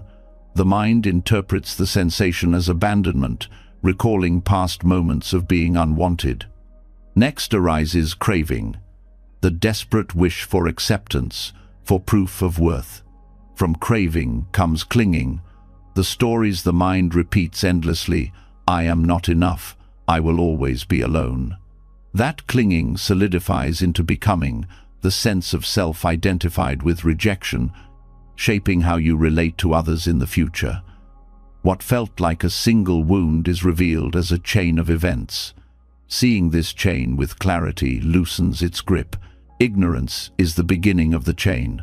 Not ignorance as stupidity, but as misunderstanding. At the root of every wound lies ignorance of impermanence, ignorance of interconnection, ignorance of the true nature of self. Believing that the self is fixed, you take every rejection as proof of your permanent unworthiness. Believing that feelings are absolute, you cling to sadness as if it will never pass. Believing that happiness must come from outside, you chase after approval endlessly. These misunderstandings feed craving, and craving drives the cycle of suffering. By practicing mindfulness, you begin to interrupt the chain. When contact occurs, you pause before interpretation. You notice the raw sensation without rushing to label it. When craving arises, you recognize it as desire rather than truth. When clinging begins, you observe the stories spinning and choose not to feed them. Each interruption weakens the cycle. Over time, the wound loses its solidity because the conditions that sustained it are no longer present. This tracing back requires patience. The mind often wants quick answers, but dependent origination asks for careful observation. You may need to sit with a painful memory and ask, what came before this? What was I feeling? What thought arose? What desire followed? Slowly, the chain becomes visible. This process is not about analysis in the ordinary sense, but about experiential insight. The more you practice, the more naturally you see the links in daily life. The practice also reveals compassion for yourself and others. When you see that even harmful actions arise from chains of causes, you understand that people are not monsters by nature. They are caught in cycles of ignorance and craving, just as you are. This understanding does not excuse harm, but places it in context, opening the door to forgiveness and wise response. Healing through dependent origination also highlights the importance of wise attention. What you attend to strengthens. If you focus on the wound alone, it deepens. If you focus on the chain that creates the wound, you begin to dismantle it. Wise attention means not feeding unhelpful stories, not indulging destructive craving, not ignoring impermanence. It means directing awareness where it can untie the knot rather than tighten it. Meditation on dependent origination can be practiced in stages. Begin with awareness of contact, each sound, sight, or thought that arises. Notice how contact leads to sensation, pleasant, unpleasant, or neutral. Then watch how the mind interprets these sensations, creating perception. Stay present as craving arises, the wish for more pleasure, less pain, or escape from neutrality. Notice the clinging that follows, the identification with the desire, the story of self built around it. Finally, observe how all of this solidifies into becoming actions, speech, and self-identity. With each stage seen clearly, the grip weakens. The Buddha compared this process to a fire fueled by wood. If the fuel is removed at any link, the fire goes out. In the same way, if ignorance is replaced with understanding, craving replaced with presence, clinging replaced with letting go, the fire of suffering cannot continue to burn. This understanding also changes how you relate to trauma. Instead of seeing trauma as an unchangeable scar, you see it as the result of repeated cycles of contact, sensation, craving, and clinging. This does not deny the reality of pain, but reframes it as a process. By meeting the process with mindfulness, you can loosen its hold, transforming trauma into wisdom. Modern psychology parallels this teaching. Cognitive behavioral therapy identifies how thoughts, feelings, and behaviors reinforce each other in cycles. Breaking the cycle requires awareness and new responses. The Buddha described this dynamic centuries ago in dependent origination. Both traditions point to the same truth. Suffering is maintained by patterns, and patterns can be changed. Another aspect of this practice is seeing the role of desire in subtle forms. Not only craving for pleasure, but craving for identity, craving for certainty, craving for recognition. These subtle cravings often hide beneath wounds. For example, fear of failure may be rooted in craving for a fixed self-image of success. Anxiety about relationships may be rooted in craving for permanent love. By identifying these subtle desires, you bring them into awareness, where they can no longer control you unconsciously. The practice also shows the liberating power of letting go. Each time you release a craving or a story of self, the chain weakens. Letting go does not mean apathy, it means trusting the natural flow of impermanence. You no longer need to force reality into your expectations. You allow joy and sorrow to come and go, knowing they are part of the same chain. In this letting go, wounds heal not by erasing the past, but by no longer being bound to it. As the night deepens and the body rests, let this teaching sink into your heart. Every wound you carry is not a fixed object, but a chain of causes. Every emotion, every story, every reaction is conditioned. By tracing them back, you see their roots. By meeting them with mindfulness, you cut the chain. What once felt permanent dissolves into flow. Healing through dependent origination is not quick or easy, but it is profound.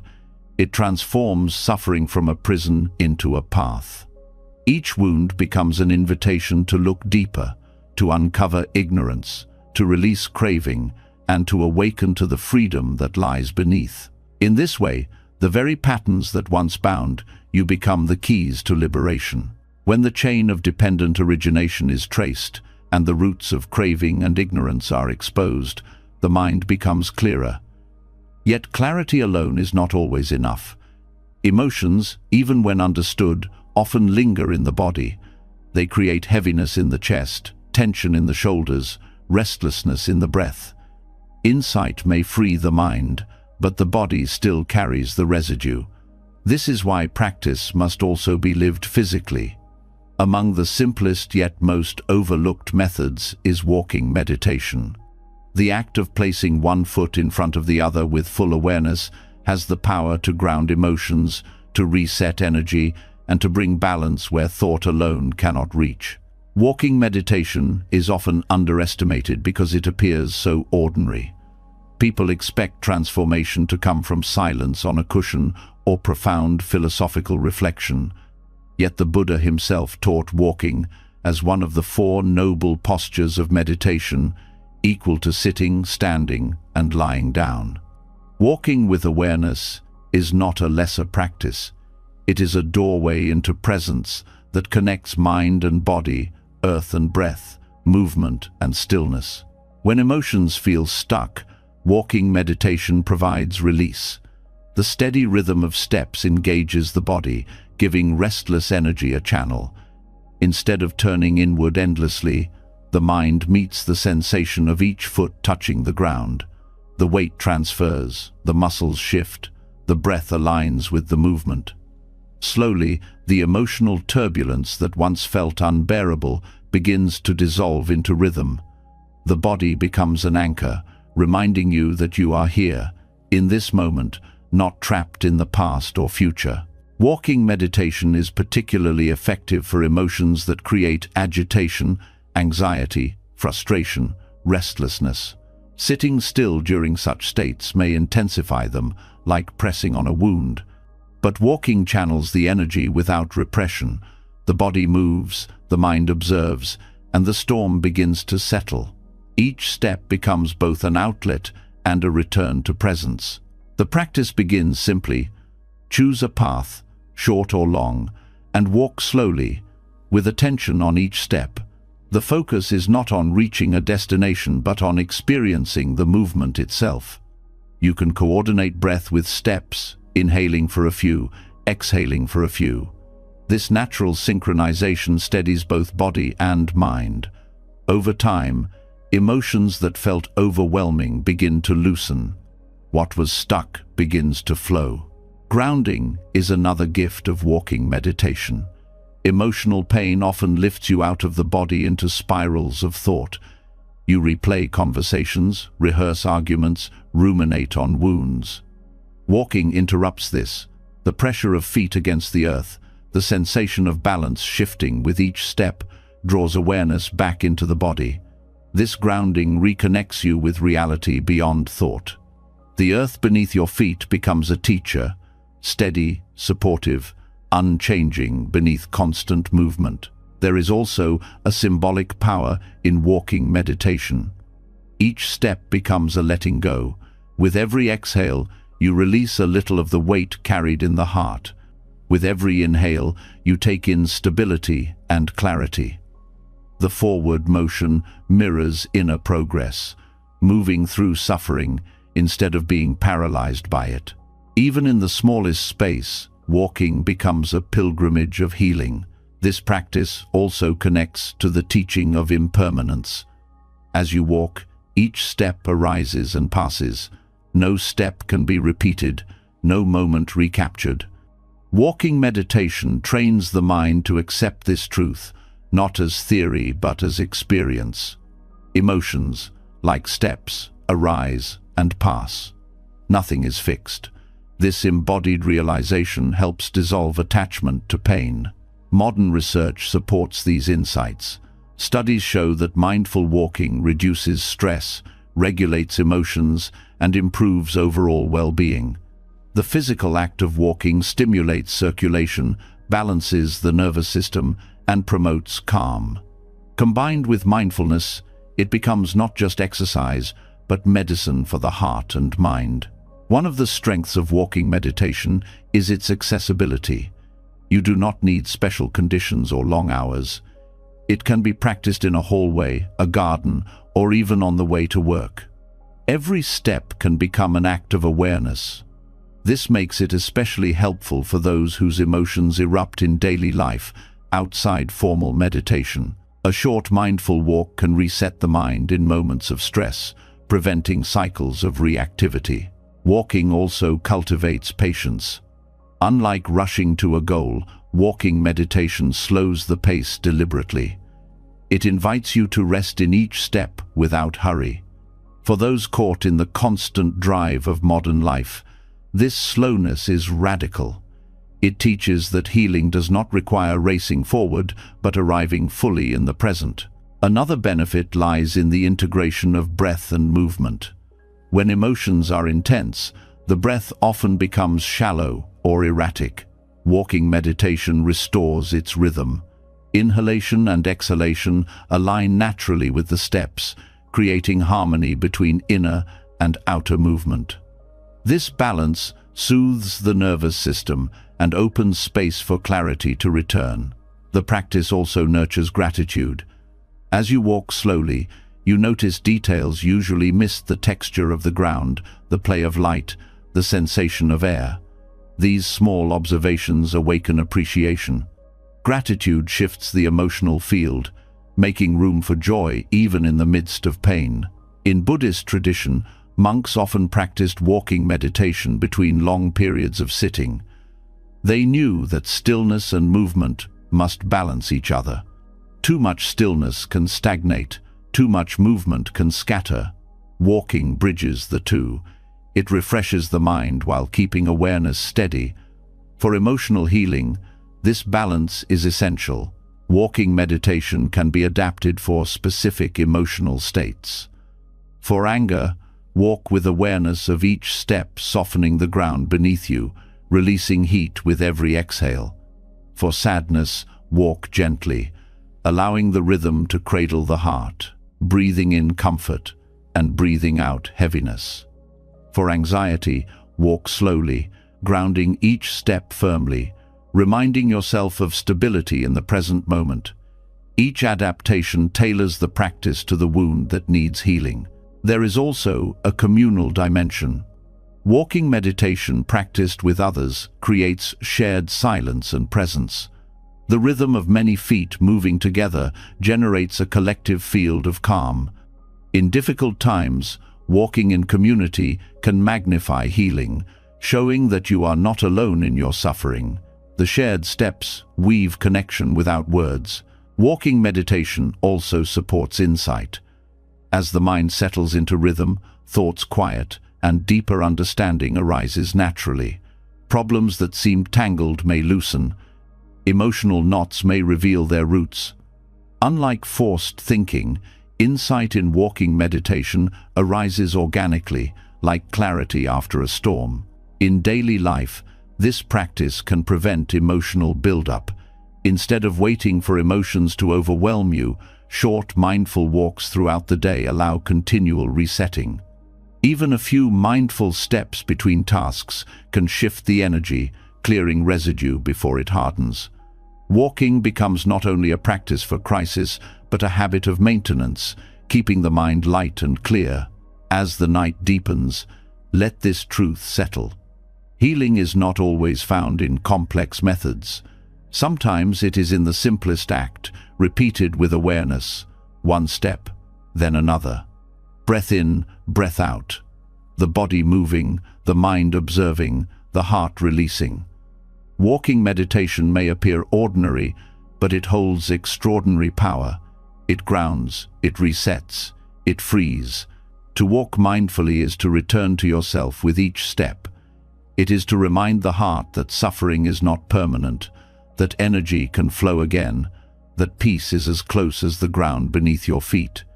This is the gift of walking meditation, a gentle, steady path back to balance, one step at a time.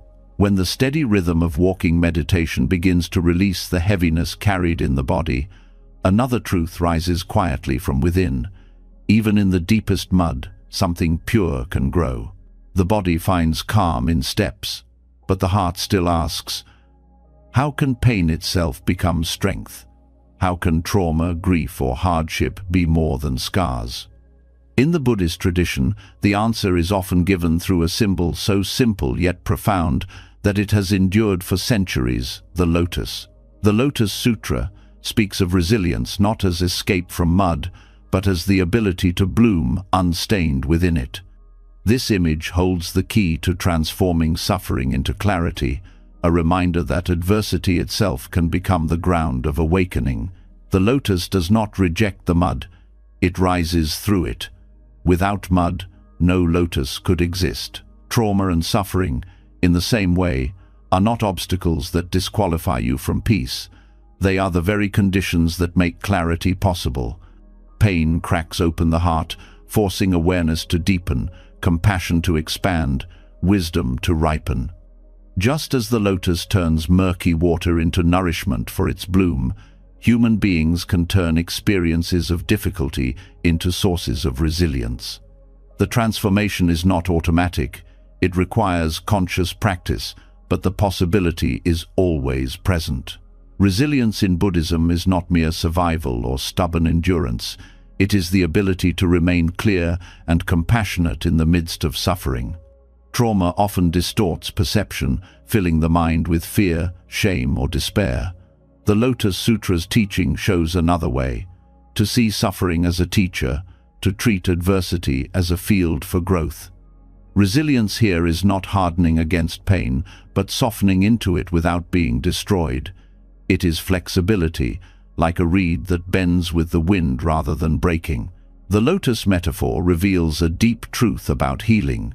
You do not need to wait for perfect conditions. Many postpone peace, thinking they must first escape their struggles.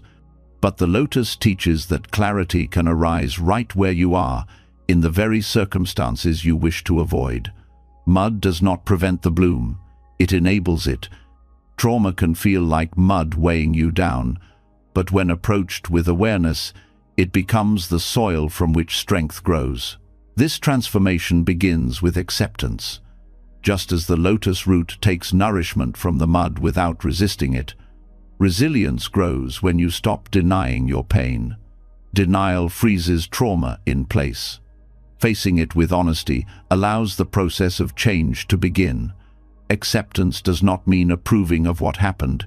It means acknowledging reality fully, without hiding. This acknowledgement creates space for healing. Once pain is accepted, mindfulness allows it to be observed without drowning in it. Trauma often feels overwhelming because it pulls you into its story repeatedly. Mindfulness shifts attention from the story to the experience itself. Sensations in the body, emotions in the heart, thoughts in the mind. Observing these with gentleness reveals their impermanent nature. The storm of trauma, like all phenomena, changes moment by moment. Recognizing this impermanence is the first step in loosening its grip. Compassion is the next element. Trauma frequently leaves behind self-blame, the belief that you are stained by what happened. The lotus, however, remains unstained by the mud it grows from. This image teaches that you, too, are not defined by your trauma. Your essence remains clear.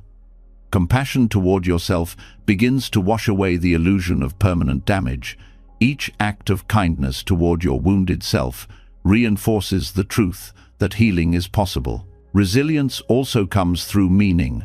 Trauma strips life of coherence, leaving events feeling random and senseless. The Lotus Sutra invites you to reinterpret suffering as part of the path.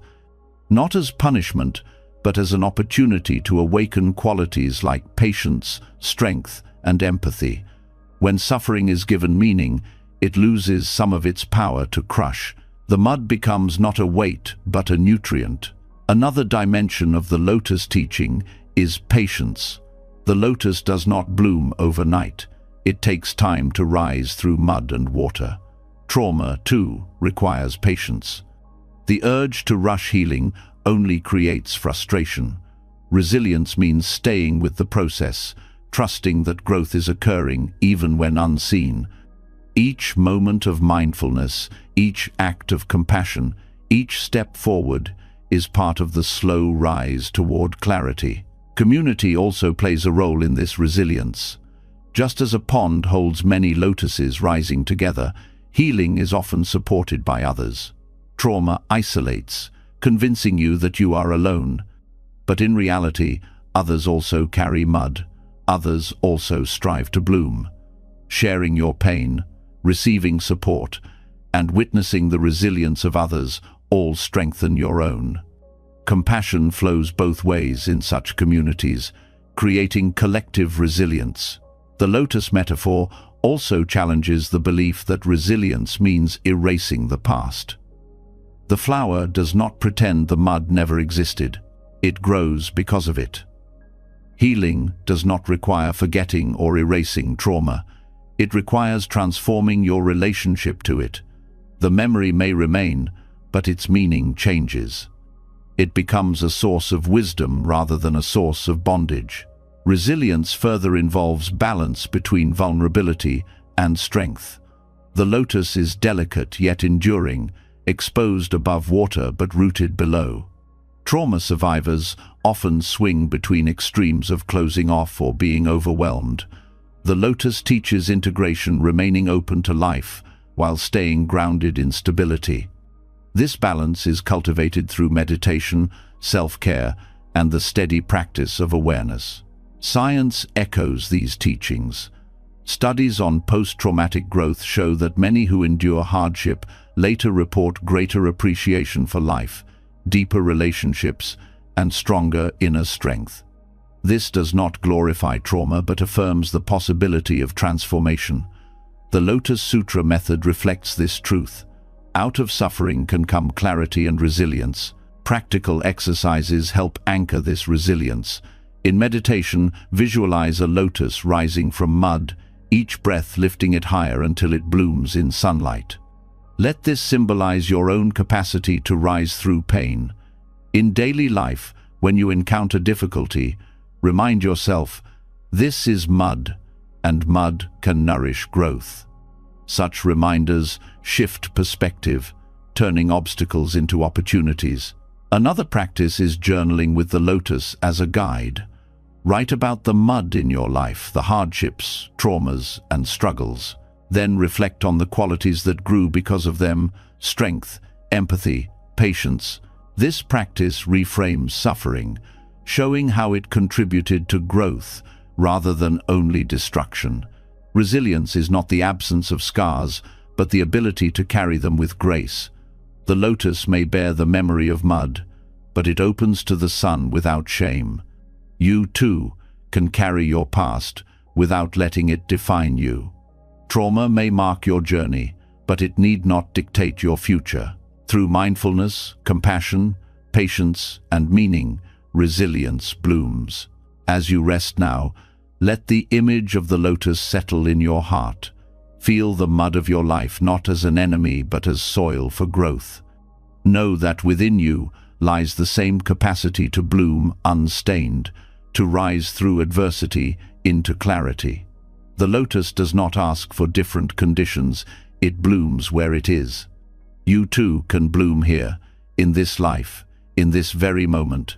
This is the Lotus Sutra method of resilience: to embrace the mud without fear, to rise steadily through it, and to open fully to the light of clarity. Trauma becomes not the end of your story, but the fertile ground from which wisdom and strength arise. And like the lotus, your resilience becomes a symbol not only for yourself, but for all who see you, a living reminder that from the deepest mud, the purest beauty can grow. When the image of the lotus settles in the heart, showing that beauty can rise out of mud, the next question quietly appears. What happens when grief feels too heavy to rise above? There are times when tears cannot be held back, when the sorrow of your own life or the suffering of the world breaks open the heart. Buddhism does not ask you to suppress this grief. Instead, it points to its hidden power. The stories of Avalokiteshvara, the Bodhisattva of compassion, teach that tears themselves can become the source of universal love. In the legends, it is said that Avalokiteshvara wept upon seeing the endless suffering of beings, and from those tears new forms of compassion were born. This imagery reveals that grief, far from being weakness, can open the door to boundless care for all beings. Tears are often seen as signs of fragility, but in Buddhist understanding they are evidence of a heart awake. When you cry for another, it shows you are not closed. Grief reveals connection. The pain you feel is proof that the boundary between self and other has softened. In that softening, compassion flows more freely. Avalokiteshvara's tears symbolize this truth, that sorrow, when fully embraced, becomes the seed of limitless love. This teaching is important because many carry shame about their grief. People believe they should be strong, as if strength means silence and suppression. But the Bodhisattva's example shows the opposite. Strength lies in allowing grief to deepen awareness. Instead of collapsing into despair, grief can be used as fuel for compassion. Each tear is a reminder that the heart is still alive, still capable of love. When you encounter suffering, your own or another's, the instinct may be to turn away. It can feel unbearable to witness pain. Yet Avalokiteshvara's tears teach that turning toward sorrow with openness transforms it. The act of facing suffering without denial is itself an expression of compassion. You see clearly, you feel deeply, and through that depth, love expands. On a personal level, grief often feels isolating. It convinces you that no one else can understand. But when grief is embraced as Avalokiteshvara embraced it, it becomes a bridge. You realize that grief is universal. Everyone loses, everyone suffers, everyone cries. Your tears connect you to the countless beings who have also wept. The isolation softens into solidarity. This recognition naturally gives rise to compassion that extends beyond yourself. In practice, this means allowing yourself to feel grief fully without rushing to fix it. Sit with the ache, let the tears fall, breathe into the heaviness. Notice that as you soften into the feeling, the heart expands rather than collapses. Instead of drowning, you float in the current of shared humanity. This shift marks the difference between despair and compassion. Despair closes the heart. Compassion opens it through the same doorway of grief. Avalokiteshvara's tears also symbolize resilience. The Bodhisattva does not weep and give up. The weeping becomes the birth of new strength. In the legend, from the tears arose new bodhisattvas who carried compassion into the world. This imagery teaches that grief, when honored, generates energy for action. Sorrow is not the end, it is the beginning of deeper engagement with life. This understanding changes how you approach global suffering. News of war, injustice, or disaster often overwhelms, leaving people numb. But numbness is not compassion, it is avoidance. If you allow yourself to feel sorrow, even briefly, it can stir the wish to alleviate suffering in whatever way you can. Whether through acts of kindness, advocacy, or prayer, grief becomes the wellspring of action. The Bodhisattva's tears remind us that tears themselves can water the seeds of love. In meditation, you can practice transforming grief into compassion directly. Bring to mind someone who suffers. Let yourself feel the ache in your chest, the sting in your eyes. Instead of resisting, breathe into it. Then, on the out-breath, send them love, relief, or peace. Repeat this with others, expanding the circle. Soon you notice that grief does not exhaust you but energizes you. Compassion grows with each breath. On a deeper level, Avalokiteshvara's tears speak to the nature of emptiness and interconnection. You cry because you are not separate. Their pain becomes your pain. This is not a burden but a realization of truth. To feel grief for another is to awaken to the web of being that holds all life. The tears are drops of that ocean of interconnection flowing naturally from awareness. Modern psychology also reflects this. Research on empathy shows that tears can trigger caregiving responses in others, strengthening bonds and trust.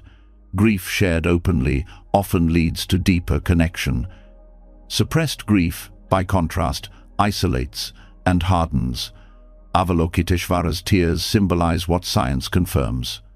Vulnerability can deepen compassion, both within and between people. Another important aspect is that grief reveals love. You do not cry for what means nothing to you. Tears flow because you cared.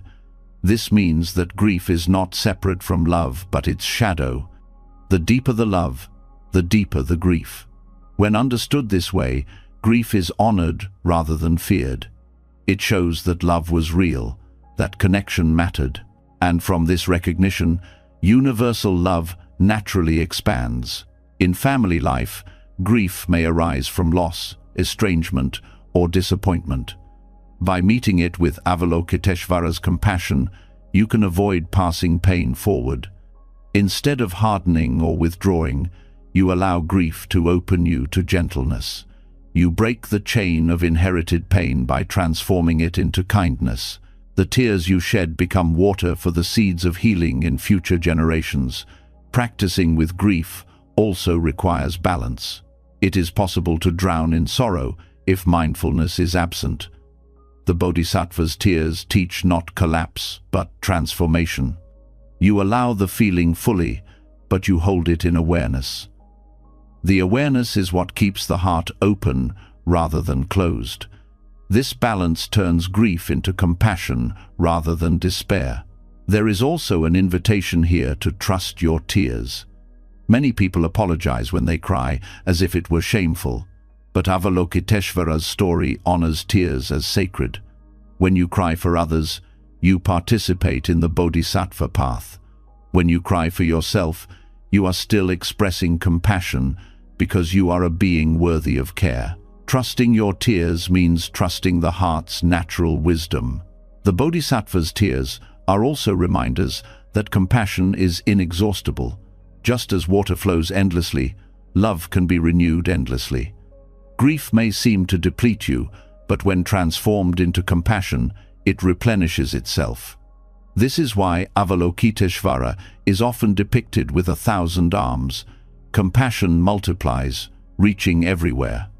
Your tears too can multiply into countless acts of care, touching lives you may never know.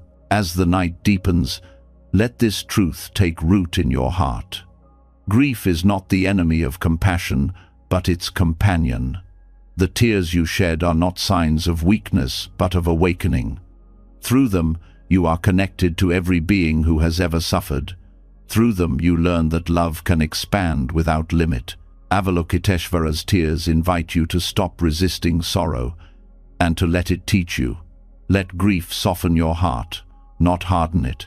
Let it remind you of love, not of loss alone. Let it guide you to action, not despair. In this way, each tear becomes a seed of universal compassion, and from sorrow arises the deepest strength. This is the meaning of the Bodhisattva's tears, that grief itself, when embraced with awareness, opens the door to boundless love. It is through the breaking of the heart that the infinite heart is revealed. And in that revelation, you discover a compassion vast enough to hold the suffering of the world. When grief has been honored as a doorway to compassion, when tears are no longer signs of weakness but expressions of awakening, the heart begins to feel its vastness. Yet even vast compassion can tremble when storms of life return. Emotions surge, circumstances shift, and clarity can be shaken. In these moments, what keeps the heart steady? In the Buddhist path, vows serve as anchors. They are not merely words spoken once, but living commitments that ground the mind when everything else is unsteady. Whether monastic or personal, vows provide resilience, offering a compass when emotions threaten to pull you in every direction. A vow is different from a fleeting intention. An intention may arise in the moment, but fade with distraction. A vow is deeper, planted in the soil of determination. It becomes part of your identity, something you return to again and again. When storms of anger, fear, or despair arise, the vow reminds you of who you are and what you value most. In this way, vows are not constraints but liberations, freeing you from being at the mercy of every emotional wave. Vows create stability because they provide clarity of direction. Without them, emotions dictate your actions. One day you are generous, the next you are resentful. One day you are patient, the next you lash out. With a vow, you have a steady reference point. For example, if you vow to speak truthfully, then even in anger you remember that deceit is not an option. If you vow to practice compassion, then even in frustration you pause before causing harm. The vow anchors you, preventing temporary emotions from steering your life. Personal vows can be crafted for any stage of life. They need not be elaborate or tied to religious ceremony. They can be simple commitments aligned with your deepest values. A vow to return to the breath in moments of stress. A vow to meet anger with patience. A vow to forgive yourself when you stumble. Each vow is a thread of stability woven into daily life. Together, they form a net that holds you during emotional storms. Resilience grows when vows are tested. It is easy to keep a vow when conditions are calm. The true power of a vow is revealed when challenges arise. In moments of loss or conflict, the vow becomes a lifeline. It reminds you that even if emotions surge wildly, you have chosen a deeper ground to stand on. This repeated testing strengthens both the vow and the one who holds it.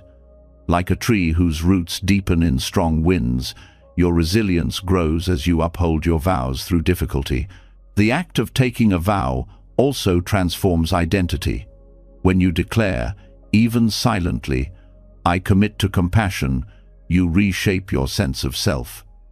The mind begins to align with this new identity.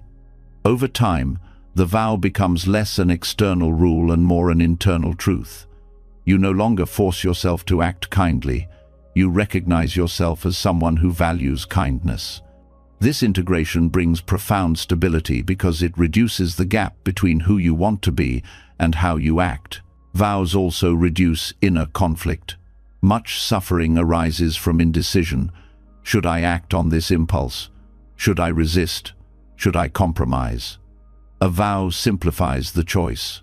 When temptation to act unskillfully arises, the vow provides clarity. The decision is already made. This simplicity frees mental energy for more constructive purposes, reducing the exhaustion of constant inner negotiation. In relationships, vows bring trust. When others know you have anchored yourself in certain commitments, they feel safer. A vow not to speak in anger, a vow to listen before judging, a vow to honor honesty, these strengthen bonds. Relationships flourish when people know they can rely on each other's stability. Vows become not only anchors for yourself, but for those around you. Buddhist tradition highlights vows of great scope, such as the Bodhisattva vows to save all beings. Yet even these vast vows begin with small acts. A vow to relieve the suffering of those near you, a vow to bring patience to your family, a vow to cultivate peace in your daily interactions. These are expressions of the same spirit. Large or small, vows expand your capacity to remain steady. A powerful practice is to reflect each day on your vows. In the morning, recall them to set the tone of the day. In the evening, reflect on how you lived them, not with judgment but with awareness. Each reflection strengthens commitment. Over time, vows become less effortful and more natural, like breathing. They are no longer tasks to remember, but qualities of your being. Science supports the stabilizing effect of commitments. Research shows that people who articulate clear values and goals are more resilient under stress. They recover more quickly from setbacks and experience less anxiety. This mirrors the Buddhist understanding that vows provide coherence and direction, preventing emotions from scattering the mind. It is important, however, to distinguish vows from rigid rules. Rigidity leads to self-punishment when vows are broken. True vows are held with compassion. When you stumble, you do not abandon the vow or condemn yourself. You return to it gently, recommitting. The vow remains steady even when you falter, like a lighthouse that continues to shine regardless of storms. Vows also help in transforming trauma. When old wounds resurface, emotions can feel overwhelming. A vow to meet trauma with patience, to seek healing rather than avoidance, provides direction. Instead of being pulled back into cycles of reactivity, you have a path forward. The vow keeps you from being swallowed by old pain, reminding you that healing is possible and chosen. In practice, vows can be linked to mindfulness. Each time you breathe, you recall a vow. For example, as you inhale, you remember, "I vow to bring kindness." As you exhale, "I release harm." Linking vows to breath makes them living, embodied commitments rather than abstract ideas. This integration deepens their stabilizing power. Vows also expand resilience by connecting you to something larger than yourself. When you vow to cultivate compassion or truth, you align with timeless qualities valued by countless practitioners across generations. This connection reduces the sense of isolation. You realize you are part of a lineage of human beings who have anchored themselves in similar commitments. This shared sense of purpose strengthens your resolve. As life continues, vows evolve. Early vows may be about personal stability, patience, honesty, mindfulness. Later, vows may expand outward service, justice, universal compassion. Each stage builds upon the previous, deepening resilience. The beauty of vows is that they are not static. They grow with you, always providing stability suited to your present path. As you rest now, let this truth settle. Emotions will always rise and fall like storms, but vows are anchors that hold you steady. They are the roots that keep you grounded, the compass that keeps you true, the light that guides you through darkness. Vows do not remove suffering, but they prevent you from being lost within it. They give shape to resilience, turning fragile intention into enduring strength. In this way, vows become more than promises. They are living expressions of your deepest values, anchors of emotional stability that allow you to meet life's storms with clarity, courage, and grace. When vows are embraced as anchors, the heart discovers a steady ground to return to, no matter how rough the seas of life become. Yet even with commitments guiding us, emotions continue to rise and fall. Some days bring joy, others bring sorrow. Some moments bring praise, others bring blame. Without balance, the mind is thrown back and forth, exhausted by extremes. This is why the practice of equanimity, known in Buddhism as upekkha, is essential. It is the discipline of meeting all experiences, pleasant or painful, flattering or condemning, with the same steady heart. Equanimity is often misunderstood as indifference, but it is not coldness, not withdrawal, not apathy. It is the warm strength of staying centered when circumstances shift. It is a mind unshaken, not because it feels nothing, but because it refuses to be enslaved by temporary highs and lows. Equanimity allows you to care deeply without being consumed, to engage fully without clinging, to remain open without losing balance. The mind without equanimity is like a leaf in the wind, tossed by every gust of emotion. A compliment makes you soar, a criticism makes you collapse. Pleasure leads to attachment, pain leads to despair. This instability drains energy and clouds clarity. With equanimity, you become more like a rooted tree. Wind still blows, but the trunk remains steady. The branches move, but the roots hold. Life continues to change, but your center does not collapse with each shift. One of the greatest challenges to equanimity is attachment to outcomes. You hope for success, fear failure, crave approval, resist rejection. Each attachment creates vulnerability to suffering. Equanimity does not deny desire, but it teaches you to hold outcomes lightly. You work diligently, you give sincerely, but you release clinging to results. Whether praised or blamed, you remain steady because your worth is not tied to external judgment. In relationships, equanimity transforms dynamics. Without it, love may become possessive, dependent on constant affirmation. With equanimity, love is free, caring without clinging, supportive without suffocating. This balance prevents compassion from collapsing into enabling or withdrawal. You are able to stay present with another's joy or sorrow without being destabilized by it. Equanimity also shifts how you relate to your own mind. Joy, sorrow, praise, blame, these appear internally as thoughts and feelings. Without balance, you chase some and fight others. With equanimity, you watch them come and go without panic. Thoughts are like clouds passing across the sky of awareness. They arise, they drift, they dissolve. The sky does not cling to clouds, nor does it resist them. Your mind, with equanimity, learns to rest in this same openness. The discipline of equanimity is cultivated through practice. Meditation on the four immeasurables, loving kindness, compassion, sympathetic joy, and equanimity balances the heart. When you extend kindness and compassion, you feel warmth. When you cultivate joy in others' happiness, you feel expansion. But only with equanimity do you gain the strength to hold all these qualities without collapse. Equanimity protects love from turning into attachment, compassion from turning into burnout, joy from turning into envy. It steadies the immeasurables so they remain boundless. Daily life offers countless opportunities to train equanimity.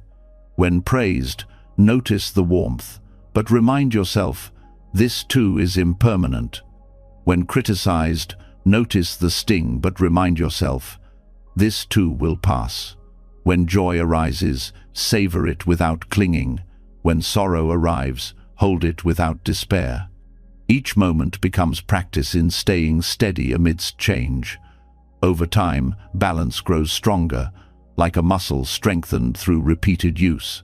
Equanimity also requires wisdom. It rests on the understanding that all experiences are transient, conditioned, and not self. Joy and sorrow are not permanent truths, they are passing states. Praise and blame are reflections of others' perceptions, not the measure of your being. With this wisdom, you see that reacting strongly to each fluctuation is unnecessary. You engage with life fully, but you do not mistake passing weather for the nature of the sky. One challenge is that equanimity can feel unnatural at first. The mind is used to reacting, to chasing what feels good and fleeing what feels bad. Training in equanimity feels like going against habit.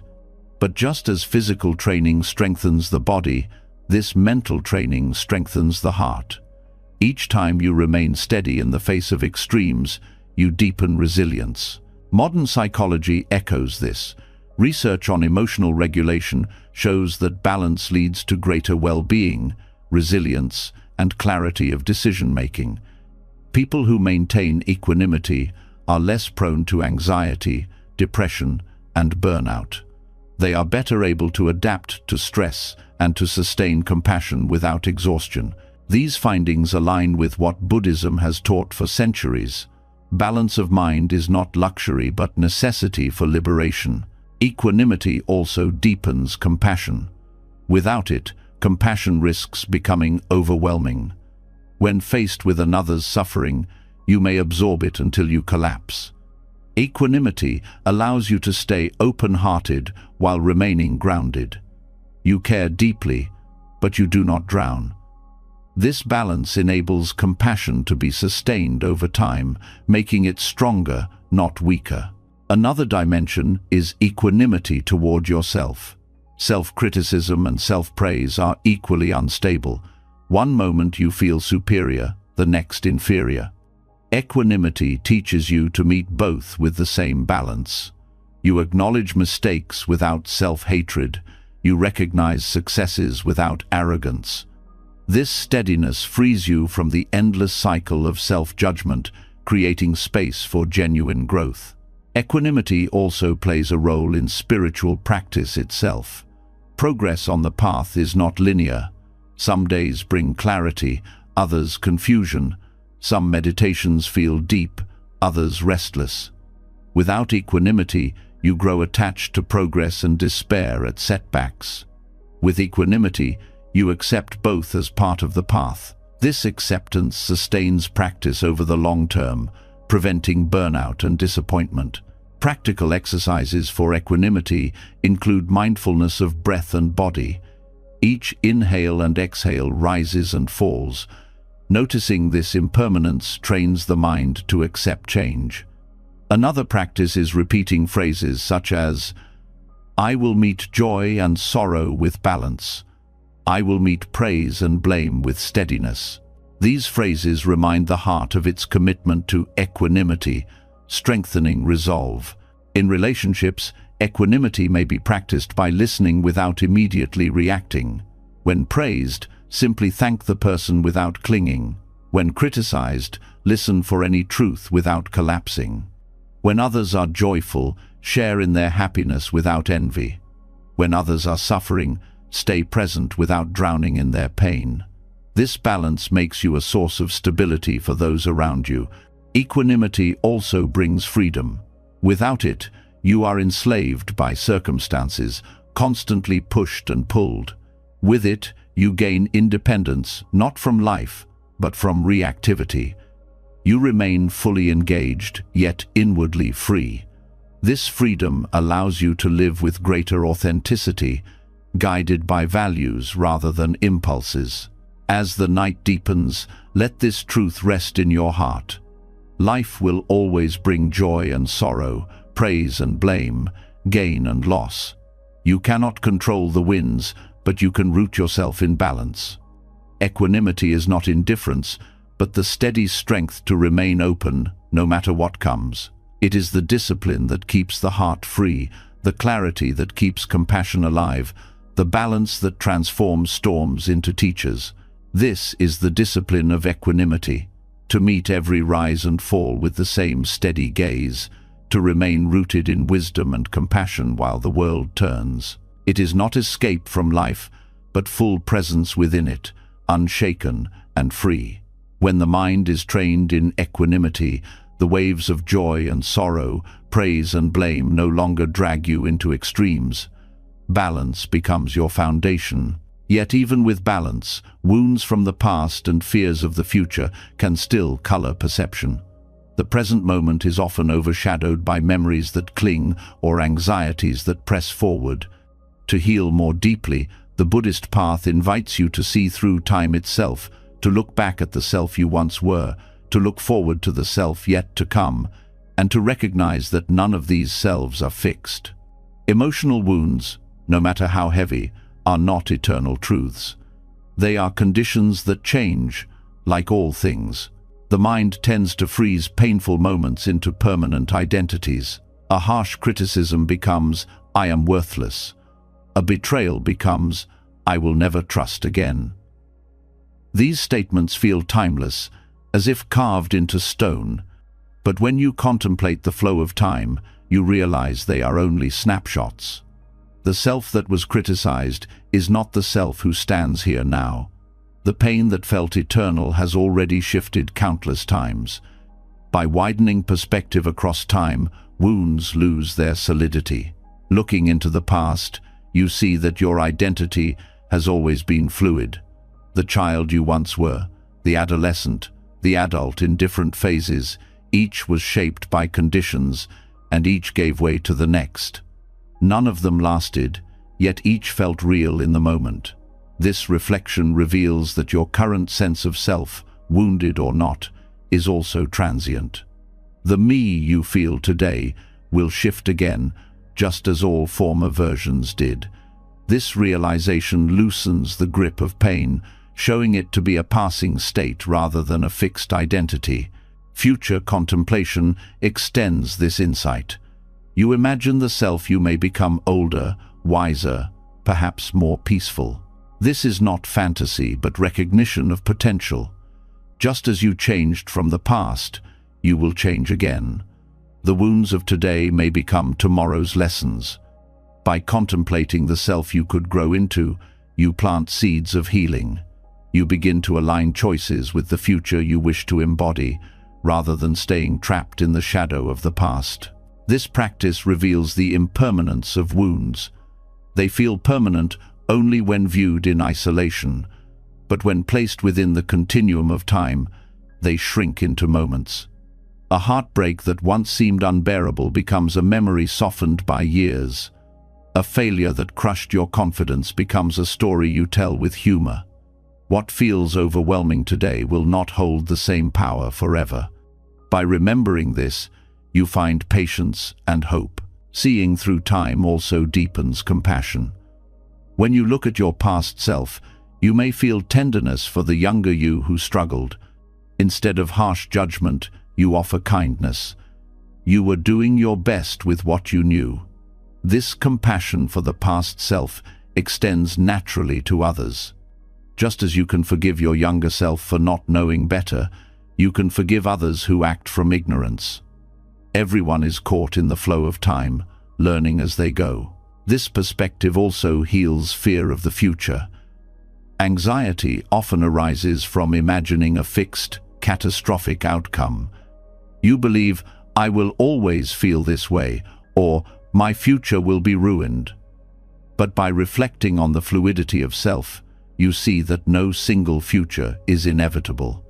Just as the past surprised you with changes you could not foresee, the future holds possibilities beyond current fear. This openness dissolves rigid anxiety, allowing space for trust. Meditation on past and future selves can be practiced directly. Begin by recalling a painful memory. See your younger self in that moment. Notice their fear, sadness, or confusion. Then, with compassion, tell them what you know now, that they survived, that they grew, that they were not as alone as they felt. This reframe does not erase the pain but transforms your relationship to it. You become both the wounded and the healer, bridging time with compassion. Next, bring to mind your future self. Picture them not as fantasy, but as the natural result of continued growth. See them calmer, stronger, more at peace. Let this image guide your present actions. Ask, what would this future self thank me for doing today? Each choice aligned with that vision weakens the hold of current wounds. This practice reveals that healing is not linear, but layered. Sometimes the past resurfaces, and you feel as if you are back where you started. But by remembering the impermanence of self, you realize even the recurrence is different. You are not the same person who first felt that wound. Each return is an opportunity to meet it with more wisdom, more patience, more compassion. Science echoes this view. Research in psychology shows that memory is not fixed. It is reconstructed each time you recall it. By reflecting with new insight, you literally reshape the memory, weakening its hold. Neuroscience also shows that the brain is plastic, capable of rewiring itself throughout life. This means that your emotional patterns are not permanent. Seeing through time is not only spiritual wisdom, but biological reality. Contemplating time also cultivates humility. You realize that your current perspective is limited. Just as past versions of yourself could not see today clearly, your present self cannot fully see the future. This humility softens certainty in your despair. You admit, "I do not know what is yet to come," and in that not knowing lies freedom. The future is open, and openness is fertile ground for healing. Another benefit of seeing through time is gratitude. When you look back at hardships that once seemed unbearable, you notice the growth they produced. Gratitude arises not for the pain itself, but for the resilience it cultivated, the wisdom it forced, the compassion it deepened. Gratitude shifts wounds from meaningless suffering into part of a larger journey. The practice also strengthens resilience in the present. When pain arises, you remind yourself, this is not forever. I have changed before, I will change again. This reminder prevents collapse into despair. It builds trust in your own capacity to grow through difficulty. Resilience is not the absence of pain, but the refusal to believe pain is permanent. Community supports this perspective. Sharing stories across generations reveals how lives transform in ways no one could predict. Listening to elders speak of their struggles or to peers who have grown through hardship reinforces the truth that time changes everything. Your wounds, too, will transform in the context of time. As you rest now, let this teaching seep into your heart. You are not fixed. The self you were is gone. The self you will be has not yet arrived. And even the self you feel now is already changing. Wounds are moments, not prisons. Grief is a season, not eternity. Fear is a wave, not the ocean. Healing by seeing through time means reclaiming the vast perspective that pain narrows. It means remembering that every self is transient, every wound is passing, every future is open. It means meeting the past with compassion, the present with patience, and the future with trust. In this way, you discover that time itself can be a healer, not by erasing what happened, but by revealing its impermanence. Through the flow of time, wounds lose their solidity, compassion deepens, and freedom becomes possible. When the flow of time is seen clearly, wounds lose their sense of permanence, and the heart learns to soften toward both past and future selves. Yet even with this wider view, traces of old pain often remain in the body and mind. Memories still echo, emotions still return, patterns still repeat. Understanding their impermanence helps, but sometimes thought alone cannot dissolve the weight they leave behind. This is where sound enters the path. In Buddhism and many other traditions, the practice of mantra is used as medicine for the heart. Through repetition of sacred syllables, mental patterns are reshaped, and heavy residue of suffering is cleared, not through analysis but through vibration, rhythm, and presence. A mantra is more than a word. It is a sound infused with centuries of intention, designed not for meaning alone, but for resonance. When spoken or chanted, it engages the body, breath, and mind together. The repetition creates rhythm, and rhythm creates stability. The restless mind, which often fuels emotional suffering, becomes absorbed in the cadence. The sound acts as a container, holding scattered thoughts until they settle naturally. What makes mantra powerful is its ability to bypass overthinking. Emotions often cling because the mind feeds them with endless stories: why this happened, what it means, how it will return. A mantra interrupts this cycle. Instead of fueling stories, you direct energy into sound. Each repetition replaces a thought, clearing space in the mind. Over time, the emotional charge weakens, not because you suppressed it, but because you stopped feeding it with mental commentary. Mantras also reshape inner patterns through neuroplasticity. Repetition builds pathways in the brain. When the repeated sound is connected with peace, compassion, or clarity, those qualities become embedded in your nervous system. The more you chant, the more natural those qualities become. Just as repeating negative thoughts reinforces suffering, repeating sacred sound reinforces healing. One of the most well-known Buddhist mantras is Om Mani Padme Hum, associated with Avalokiteshvara, the Bodhisattva of compassion. Each syllable is said to purify different aspects of being, transforming ignorance into wisdom, hatred into love, and attachment into openness. Chanting this mantra is not about magical thinking. It is about aligning your entire being with the qualities of compassion it embodies. With repetition, your heart learns to vibrate with compassion naturally. Mantra practice also engages the body in healing. The vibration of sound resonates through the chest and throat, releasing tension stored in these areas. Trauma often leaves constriction in the body, tightness in the breath, heaviness in the chest. Chanting loosens these knots. The physical sensation of vibration becomes a massage for the nervous system, soothing anxiety and grounding the mind. Breath is central to mantra practice. Each chant links sound with exhalation, extending and deepening the breath. Shallow breathing fuels anxiety. Deep rhythmic breathing calms it. By pairing sound with breath, mantra anchors you in calm. Over time, even silent repetition aligns with this deeper breathing pattern, creating inner steadiness. Another aspect of mantra is its collective power. When chanted in groups, the resonance multiplies. The shared sound weaves voices into one field, dissolving separation. You feel held by the vibration of others, supported in healing. For many, this communal chanting opens the heart more quickly than solitary practice, reminding them that healing is not only personal, but shared. Mantra also helps dissolve self-criticism. Harsh inner voices are often repetitive, echoing old judgments. Mantra replaces those loops with sacred sound. Instead of "I am not enough," you repeat "Om Mani Padme Hum." Instead of cycling in shame, you vibrate with compassion.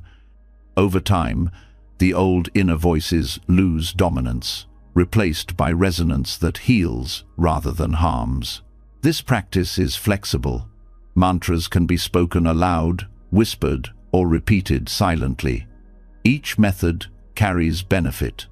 Aloud, the vibration is felt in the body. Whispered, it is intimate, like a secret prayer. Silent repetition allows you to practice anywhere, transforming daily activities into meditation. The key is rhythm and presence, not volume. Mantras also serve as anchors during emotional storms. When grief surges, repeating a mantra steadies the mind, giving it something to hold. When anger rises, the mantra cools the fire by interrupting reactive thoughts. When fear overwhelms, the mantra becomes a lifeline, guiding breath and awareness back to the present. Over time, the mind begins to call on the mantra automatically in times of stress, just as a body remembers how to breathe in crisis.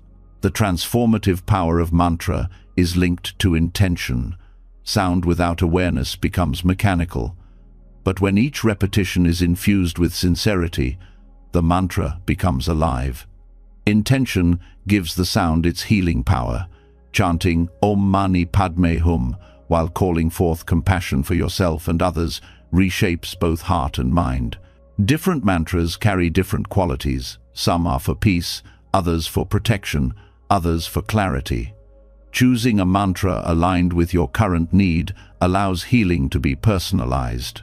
For someone carrying anger, a compassion mantra may soften the heart. For someone plagued by anxiety, a mantra for calm may ground the breath.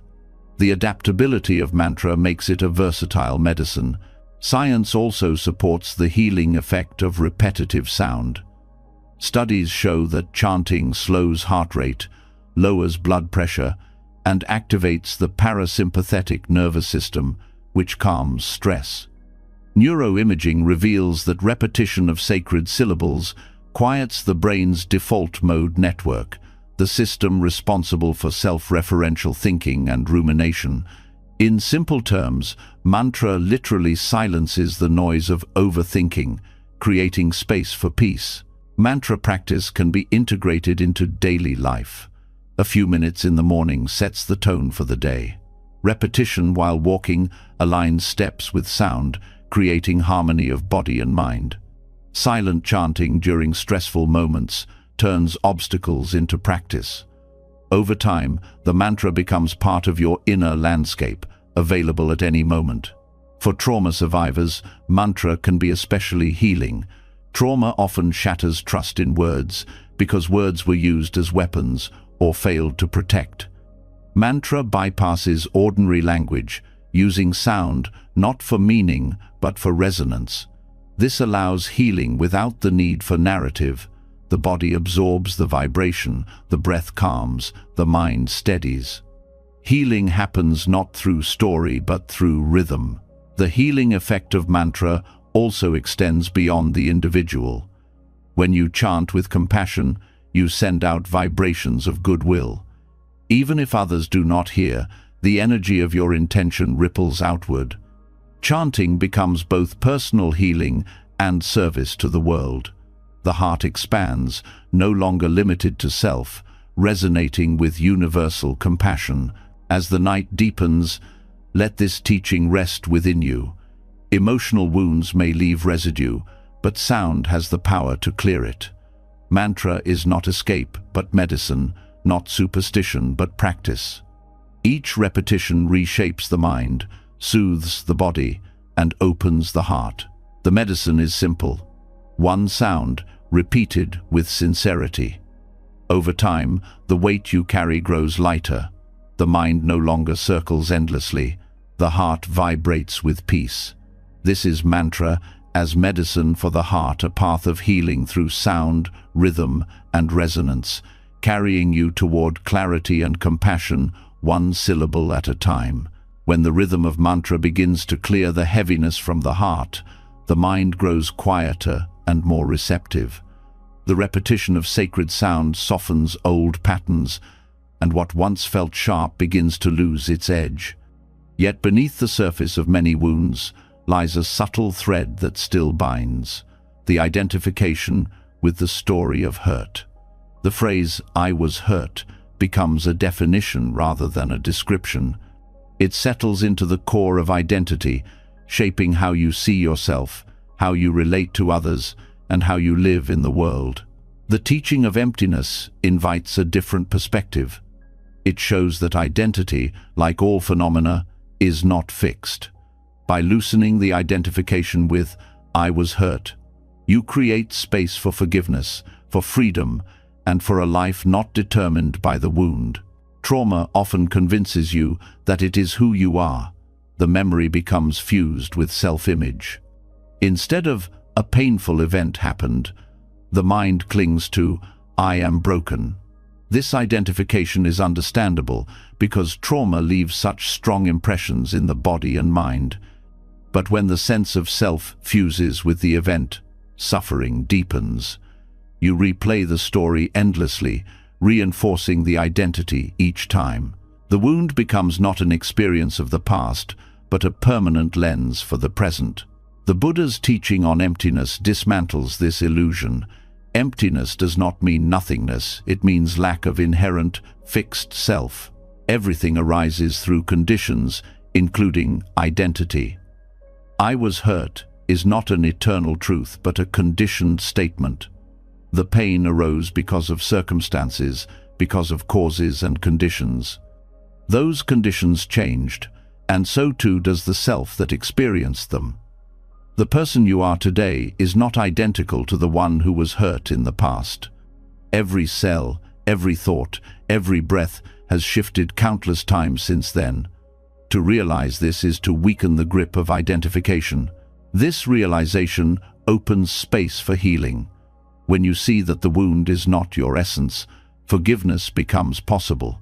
Forgiveness does not erase what happened, but it allows you to stop binding your entire being to it.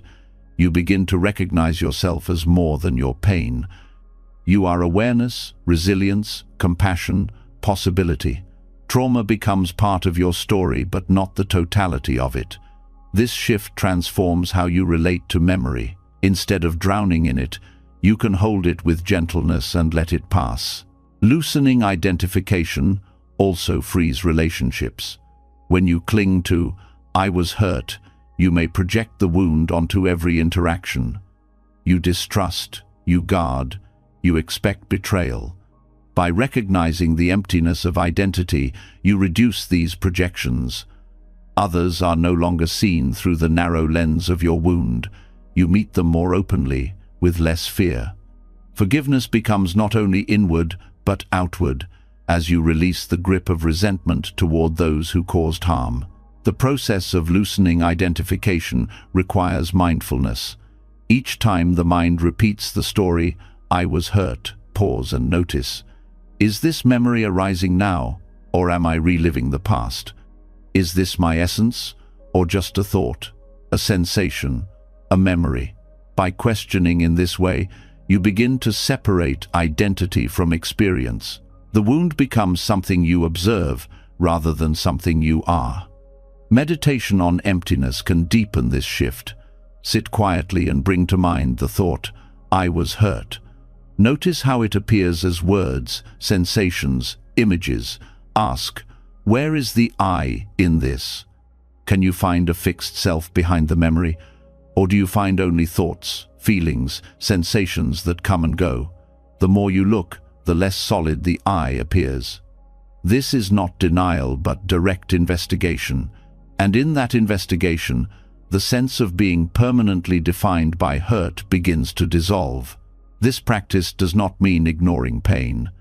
The memory of trauma may still arise, and the body may still carry echoes. But instead of saying, "This is me," you learn to say, "This is passing through me." The distinction is subtle but profound. It shifts you from fusion to spaciousness. Pain continues to exist, but it no longer imprisons the self. Science supports this approach. Trauma research shows that identification with victimhood prolongs suffering, while reframing experiences reduces their power. Neuroscience demonstrates that memories are reconstructed each time they are recalled. By approaching them with awareness of emptiness, you literally reshape how the brain encodes them. Over time, the memory remains but loses its identity-binding force. Forgiveness, too, is illuminated by emptiness. When you see that both you and those who harmed you are conditioned beings, shaped by ignorance and causes beyond full control, resentment softens. You may still hold boundaries, but hatred lessens. Forgiveness arises not as an act of willpower, but as the natural result of understanding emptiness. Both you and others are more than the harm that occurred. This shift also supports freedom in the present. As long as "I was hurt" defines you, you are trapped in the past. By loosening identification, you reclaim the present moment. You can experience joy without guilt, love without constant suspicion, peace without fear of its fragility. The wound remains part of your history but not your prison. Practical exercises help integrate this understanding. Journaling can reveal how often "I was hurt" appears as identity. Each time it arises, reframe, "This was an experience, not my essence." Another practice is compassion meditation directed toward your younger self. By sending kindness to the one who suffered, you acknowledge the wound while freeing your present self from being fused with it. Community can also support this healing. Hearing others share their stories of loosening identification reminds you that it is possible. Trauma may whisper that you are alone, but shared stories show that others too have released the grip of "I was hurt" and discovered freedom. Ultimately, emptiness of identity reveals that you are not fixed. You are a process, a flow, a being in constant change. Trauma is one chapter, not the entire book. Forgiveness is possible because identity is fluid. Freedom is possible because the self is not bound to any single moment. As the night deepens, let this truth settle into your heart. You are not your wound. You are not permanently defined by what happened. "I was hurt" is a memory, not your essence. By loosening identification, you open space for forgiveness, compassion, and freedom. The past remains, but it no longer dictates the present. This is the healing power of emptiness in trauma. To free you from the prison of identity, to soften the grip of resentment, to open the heart to forgiveness, and to reveal the spaciousness in which all wounds can dissolve. When identity is no longer chained to the story of hurt, a great freedom opens. The weight of "I was hurt" loosens, and forgiveness becomes possible. Yet even with this freedom, emotions still rise and fall in the flow of daily life. Anger, sadness, longing, and fear continue to appear because they are part of being human. The challenge is not whether they arise, but how you meet them. Many fall into two extremes: repressing emotions, burying them deep in silence, or indulging them, letting them overflow unchecked. Both paths create suffering. The Buddha's teaching of the middle way offers another option, meeting emotions with balance, neither suppressing nor overfeeding them, but allowing them to flow through in a way that releases their weight. Repression may seem like strength, but it is a brittle strength. To push feelings down is to deny their presence, yet what is denied does not disappear. It hides in the body, in tension and illness, in sudden bursts of anger or sadness that seem out of proportion. Repression may protect you in the short term, but over time it hardens the heart, making it less flexible, less alive. Indulgence, on the other hand, may seem like honesty, but it can enslave you. To give every emotion free rein is to let them control your actions and words. Anger can become cruelty, grief can become despair, desire can become obsession. Indulgence turns passing states into destructive cycles. What begins as expression becomes reinforcement, deepening the grooves of suffering in the mind. The middle way avoids both traps. It invites you to acknowledge emotions fully, to feel them without shame or denial, but also to hold them with mindfulness so they do not consume you. This balance transforms emotions into teachers rather than tyrants. Anger reveals where boundaries were crossed. Sadness shows where love or meaning was lost. Fear points to attachment or vulnerability. Desire reflects longing for connection or fulfillment. When seen clearly, each emotion carries wisdom. The middle way is the path of listening to that wisdom without being ruled by it. Mindfulness is the foundation of this balance. To practice the middle way in emotional expression, you learn to observe emotions as they arise. Instead of pushing them away or amplifying them, you watch them like waves. You feel the rise, the peak, the fall. You notice the sensations in the body, the thoughts that accompany them, the urges they bring. By staying present, you interrupt the automatic habits of repression and indulgence. You let the wave pass naturally, without denying it or feeding it. Breath is a powerful tool here. When emotions surge, the breath often becomes shallow or irregular. By returning attention to steady breathing, you create space around the emotion. This space is what allows balance. The breath does not erase the feeling, but it gives the mind room to respond rather than react. Each inhale is acknowledgement, each exhale is release. The middle way also honors the importance of skillful expression. To express emotions does not mean to dump them on others without care. It means finding ways to share truthfully and responsibly. For example, instead of shouting in anger, you may say, "I feel hurt by what happened." Instead of collapsing in grief alone, you may share your sorrow with a trusted friend or through creative expression like writing or art. Balanced expression acknowledges the reality of the emotion while avoiding harm to yourself or others. Cultural influences often complicate this. In some cultures, emotions are expected to be hidden. In others, they are dramatized. The middle way is not dictated by culture but by mindfulness. It asks, does this expression reduce suffering, or does it increase it? Does this way of holding my anger, sadness, or joy bring clarity, or does it deepen confusion? These questions guide you toward balance, regardless of external expectations. Science confirms the harm of both extremes. Studies show that repression of emotions increases stress, weakens immunity, and leads to long-term health issues. Indulgence, such as rumination on anger or sadness, reinforces negative pathways in the brain, making it harder to recover. Balanced expression, by contrast, correlates with resilience, healthier relationships, and greater emotional intelligence. This mirrors what Buddhist practice has taught for centuries. Balance is healing. A key part of the middle way is non-identification. You acknowledge emotions without making them your identity. Instead of, "I am angry," you learn to say, "Anger is present." Instead of, "I am broken," you say, "Sadness is moving through me." This shift in language reflects the shift in awareness. You are not the emotion, you are the awareness that notices it. This perspective allows you to express feelings without being consumed by them. Compassion also plays a central role. When emotions arise, especially those linked to old wounds, the tendency is often to judge yourself. "I should not feel this." Judgment only deepens repression.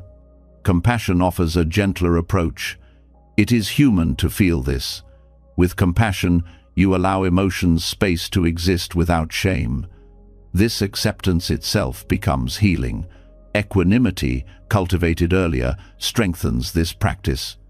Balance of mind allows you to meet both pleasant and unpleasant emotions with steadiness. You savor joy without clinging. You feel sorrow without drowning. You hear praise without arrogance. You receive blame without collapse. Equanimity and the middle way work together. One provides the stability, the other the method. Practical exercises bring this teaching to life. One is noting practice. When an emotion arises, simply note it silently. Anger, sadness, fear. This prevents repression by acknowledging the feeling, and it prevents indulgence by reducing identification. Another exercise is body scanning. Notice where the emotion resides physically: tightness in the chest, heat in the face, heaviness in the stomach. By feeling the sensation directly, you release the need to act it out or push it down. Another practice is journaling with awareness. Write about the emotion honestly, but then reflect. What is its root? What is it asking for? What can I learn from it? This turns expression into investigation, transforming emotions into sources of wisdom rather than sources of harm. The middle way also applies to positive emotions. Joy, excitement, and love can also lead to suffering if indulged without balance. Clinging to joy makes its loss painful. Overindulgence in excitement can lead to recklessness. The middle way invites you to enjoy fully but lightly, to savor without clinging, to love without possession. This balance allows happiness to enrich life without becoming another cause of suffering. In community, practicing the middle way creates harmony. When people repress emotions, they grow distant. When they indulge, they create conflict. Balanced expression fosters trust. You share enough to be authentic, but not so much that you overwhelm others. You listen with openness, respond with care, and hold space for both your own emotions and those of others. Over time, practicing the middle way reshapes your relationship to all emotions. They cease to be threats or masters. They become companions on the path, sometimes difficult, sometimes joyful, always transient. You stop fearing them or chasing them, and instead you learn from them. This transforms life from a battlefield into a classroom, where every feeling becomes a teacher. As the night deepens, let this truth rest in your heart. Emotions are not enemies, nor are they rulers. They are waves in the ocean of being, rising and falling. To repress them is to dam the river. To indulge them is to be swept away. To follow the middle way is to float with balance, feeling the current without drowning in it. This is the practice of the middle way in emotional expression, acknowledging without suppression, expressing without indulgence, holding every feeling with mindful balance. In this path lies the release of pain, the freedom of presence, and the wisdom to live with clarity and compassion in every moment. When the middle way in emotional expression is practiced, the heart learns not to push feelings into silence, nor to drown in their intensity. Balance begins to emerge, and pain is released more gently. Yet even with this wisdom, there remains a quieter, more persistent voice that many struggle with daily, the inner critic. This voice can be harsher than any external enemy, striking with words that cut deeper than others could. It says you are not enough, that you always fail, that your flaws outweigh your worth. To meet this voice with hostility only strengthens it, and to repress it leaves it lurking in the shadows. The Buddhist path offers another approach, compassion toward the enemy within. By recognizing that the inner critic is not a monster but a misguided protector, you can transform it into an ally and dissolve its power. The first step is to understand where this voice comes from. No one is born criticizing themselves. The inner critic develops from conditions, harsh environments, unmet needs, cultural expectations, repeated patterns of shame. In childhood, criticism may have been used as control. In adulthood, it becomes internalized, repeating like an echo. Instead of protecting you, it often harms you. Yet when viewed with non-dual awareness, you see that even this harsh voice arises from a kind of misguided care. It seeks to keep you safe, to prevent rejection, to push you toward improvement. Its methods are clumsy, but its roots are not malice. This perspective changes the way you relate to the critic. Instead of calling it an enemy, you begin to see it as a frightened guardian. It is like a child trying to protect with anger because it knows no other way. By meeting it with compassion, you disarm it. The critic loses its sharpness when it is understood rather than fought. Mindfulness is essential here. When the critic speaks, pause and notice. Instead of merging with its words, "I am worthless," you recognize the inner critic is speaking.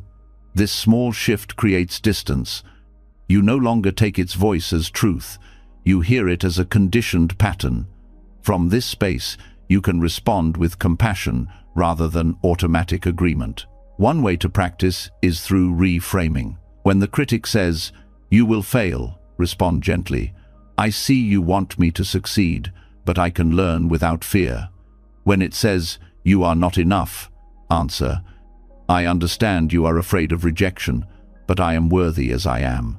This reframing acknowledges the critic's intention protection while refusing its harmful method. Over time, the voice softens. Compassion toward the inner critic is grounded in Buddhist non-duality. Non-duality teaches that divisions like enemy and self are illusions. The critic is not separate from you. To hate it is to deepen division within your own mind. To embrace it is to integrate what has been split. Healing comes not from destroying parts of yourself, but from uniting them in awareness. The critic is not the other. It is part of the self-seeking care. Forgiveness plays a role here as well. Many carry resentment toward their inner critic, blaming it for years of pain. But forgiveness allows you to see that the critic arose from ignorance and fear, not malice. Just as you forgive others for harming you out of their own suffering, you forgive the critic. This forgiveness dissolves hostility, creating room for kindness. Meditation supports this healing. In metta practice, extend loving kindness not only to others but to yourself, including the critic. Silently repeat, "May I be safe, may I be free from fear, may I be at peace." As these phrases repeat, let them touch the harsh voice inside. With time, the critic begins to absorb this kindness, transforming from enemy to ally. Another practice is visualization. Picture the critic as a younger version of yourself, perhaps as a frightened child. Instead of pushing it away, hold it in compassion. Speak gently. "Thank you for trying to protect me. I see your fear. I will care for you." This visualization reframes the critic not as a tyrant, but as a wounded part of the self in need of care. The body reveals much about the critic's presence. It often shows up as tension in the chest, tightening in the throat, heaviness in the stomach. When these sensations arise, Place a hand on the area, breathe, and silently offer compassion. This physical gesture grounds the practice, showing the critic that its fear is acknowledged without judgment. Science affirms this approach. Research on self-compassion shows that those who treat themselves with kindness rather than self-criticism have greater resilience, lower anxiety, and stronger motivation. Contrary to the critic's belief, harshness does not create lasting growth, compassion does. This aligns with the Buddhist insight that wisdom and compassion are inseparable. True clarity cannot exist without kindness. Community also aids in healing the critic. When you share your struggles openly, you realize others carry similar voices. This shared recognition dissolves shame. The critic often thrives in secrecy, convincing you that its words are unique to you. But in community, you learn that the critic is a common condition of the human mind. Compassion grows naturally when you see your struggle reflected in others. Over time, compassion toward the inner critic creates a shift. The voice may not disappear entirely, but it changes character. It becomes less harsh, more like guidance than attack. It no longer dominates your mind. You can hear it, understand its roots, and respond with balance. The critic becomes integrated, part of the self, but no longer destructive. This transformation mirrors the larger Buddhist path. Suffering, when met with awareness and compassion, becomes the ground of wisdom. The inner critic, once seen as an enemy, becomes a teacher. It shows you where fear still lingers, where healing is still needed. By reframing it as misguided protection, you turn a source of suffering into a source of growth. As the night deepens, let this teaching settle in your heart. The harshest voice within you is not your enemy. It is a part of you longing for safety, using the only methods it knows. By meeting it with compassion, you free yourself from its grip. You are not at war with yourself. You are learning to embrace yourself fully. This is the practice of compassion toward the enemy within. To hear the critic without hatred, to reframe it as misguided care, to integrate it into the whole of your being. In this integration lies healing, forgiveness, and freedom, the freedom to live not as divided fragments but as a compassionate whole. All throughout this journey, you've walked through the wisdom of the Buddha, emptiness that dissolves isolation, the alchemy that turns suffering into compassion, the practice of loving kindness, even toward the parts of yourself you resist, the mirrors of relationships, the karmic memories that can be rewritten, the silence that heals beyond words, the daily surrender of ego, the breath of Tonglen that carries ancestral pain, the recognition of emotional samsara, compassion with boundaries, tracing wounds back through dependent origination, the grounding of walking meditation, the lotus rising from trauma, the bodhisattva's tears that birth love, vows as anchors, the discipline of equanimity, seeing yourself through time, mantra as medicine, the emptiness of identity and trauma, the middle way in expression, and finally, compassion for the critic within. Each step has shown that pain is not the end, but the beginning, that wounds are not prisons, but teachers, that clarity does not come from escaping life, but from walking through it with awareness, compassion, and balance. You are not your past, not your fears, not your scars. You are the space that holds them, the awareness that transforms them, the heart that can open even in the darkest night. Before you drift into sleep, let this truth stay with you. Healing is not distant, it is happening, breath by breath, as you open to the path. Now I'd love to hear from you. What teaching tonight spoke to your heart the most? Was it the lotus rising from the mud, the power of vows, or the practice of silence? Share your thoughts in the comments. Your reflection may inspire someone else's healing. And if these teachings have touched you, make sure to subscribe and turn on the bell so you never miss another journey into wisdom and clarity. This path is one we walk together,